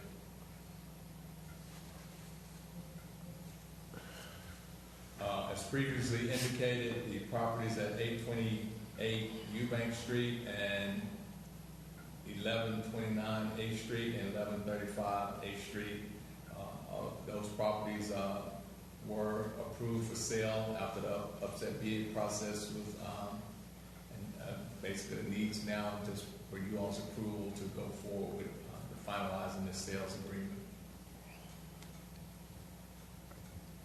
Is that a motion or anything, or we just need to nod? No, sir, we need a motion to approve the sales of 828 Eubank Street, 1129 8th Street, and 1135 8th Street. Can that be one motion? Yes, sir, it's unanimous. Will there be a motion?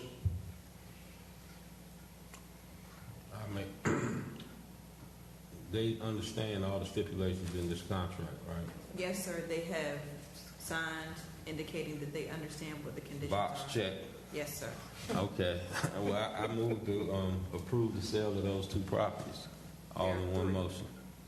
Three properties in one motion. Okay. Will that be a second? Second. Any discussion? All in favor say aye. Aye. Any opposed? Ayes so have it. Please move forward with the sale of those three properties. The next item is discussion that was had with the Housing Authority and Habitat for Humanities, as mentioned earlier. There was a discussion for interest that the Housing Authority had an opportunity to look for a funding opportunity that they could partner with the Redevelopment Commission. It was all just when myself, the former chair, had met with them just to see if we would be open for that discussion and that potential partnership if they were going to be successful in getting that funding. And they found out that they were not successful and that the funding source was not interested in taking on projects that were less than $5 to $10 million, and the Housing Authority didn't have the capacity to request that amount of money. So that is no longer going forward. So that opportunity, we'll still have other opportunities in the future, but that was the one that we had an earlier discussion on about a couple of months ago that we were waiting to see what the outcome was for that. The next item was the RDC Executive Director position. After the Board of Aldermen approved the budget to balance out the budget, there were certain positions that had to be eliminated from our budget this upcoming fiscal year. And the consideration was positions that were actually vacant at the time. The Redevelopment Executive Director was one of those positions, so that position will not be funded in this upcoming budget. So it could potentially get reconsidered after next year, after next fiscal year. But as of right now, there's no funding and no consideration to fund that for the city within the next year. I have a question. Yeah. So is that the responsibility of the executive director going to be your responsibility? I will be doing the staff coordination right now, correct. And also there's been some consideration for having a staff member from Development Services to assist with some of the administrative requirements. And so I remember Foster mentioning that in the meeting. And so have you guys identified who that person would be? Currently, the person that will be assisting with it will be the person responsible for the CDBG funding. Is that Deasia? Deasia, Fillmore, correct. And so, and I say that ahead of the fact that the position hasn't been accepted by her yet. So that was the suggestion for who they would be suggesting for the position now. It will be up to her going forward if that's accepted. if she declines that position, understanding that there was some instruction given by the city manager that there will be staff that will be appointed to assist us and assist with the redevelopment, who would be next in line for that?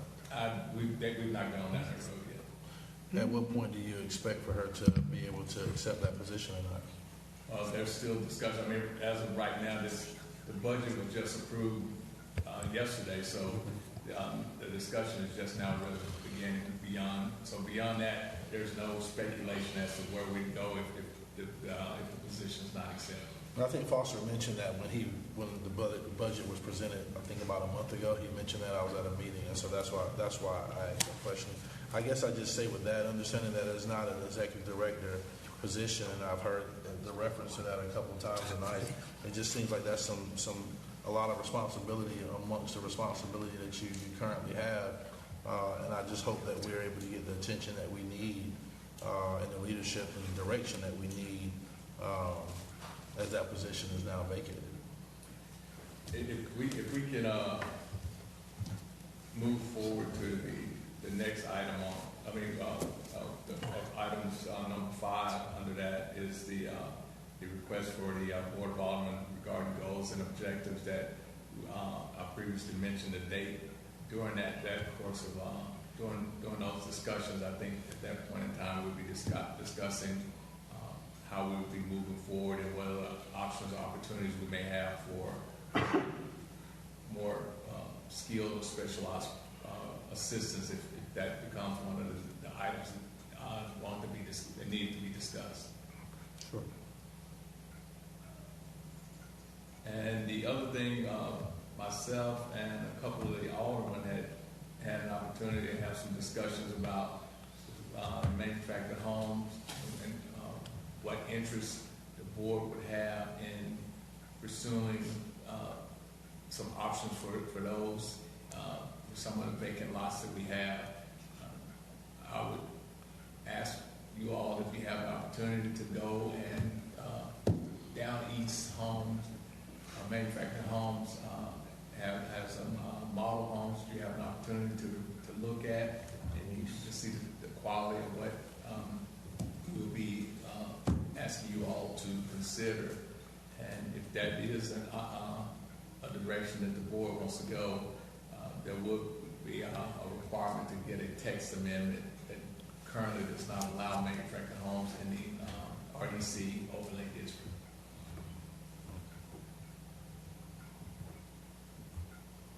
And I'm willing to answer any questions you all have. Mr. Williams, I would have some questions, but it's so late, man. I'm not going to ask you no questions right now. I'll call you later in the week. All right. What about the goals and objectives? That is going to be the meeting that I indicated earlier that the Board of Aldermen were requesting to meet with some of the commissioners in order to have some discussions as far as the way forward. Again, the date that was requested was June the 9th at 4 p.m. to ascertain who has interest and availability to be at that particular meeting. And I will get that information back to them and then we can try to coordinate it. I have a question. You mentioned modular homes. Manufactured homes. What is the current zoning on that? Zoning in the land? Isn't there some, it sounds like you said there's some rules and regulations against not having that currently? Yes, sir. The current zoning for the area actually accommodates that in the land use ordinance. However, the Redevelopment Commission, upon its inception in 2018, established an overlay that restricted having those in the redevelopment footprint, and to change that to require a text.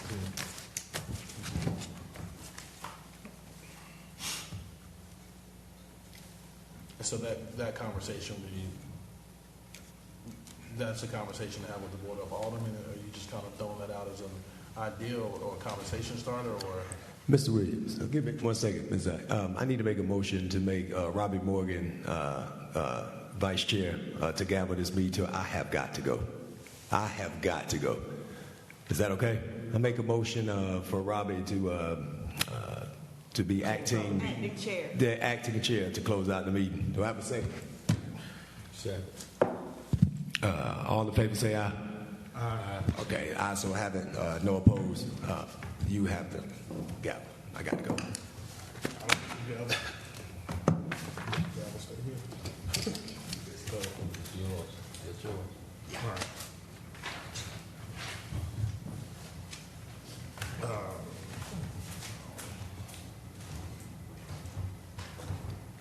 So I just ask at this time that you all consider that date and time, and you all can obviously.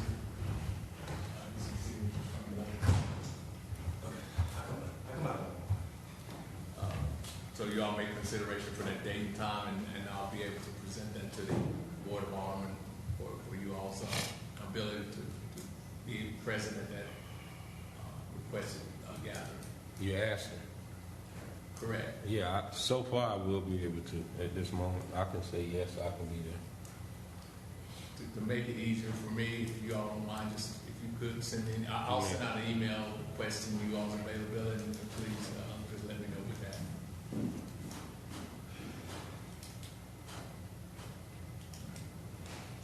That's all I have on my report, but open for any additional questions.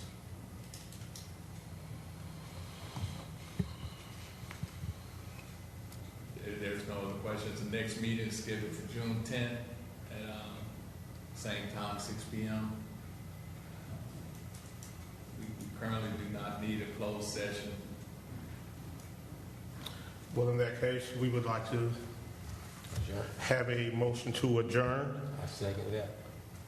But we need a motion first. I think Mr. Dove is making the motion. You made it. I'll make a motion that we adjourn the meeting tonight. The motion has been made and has been properly seconded by Victor Dove. Meeting adjourned. Let me turn it.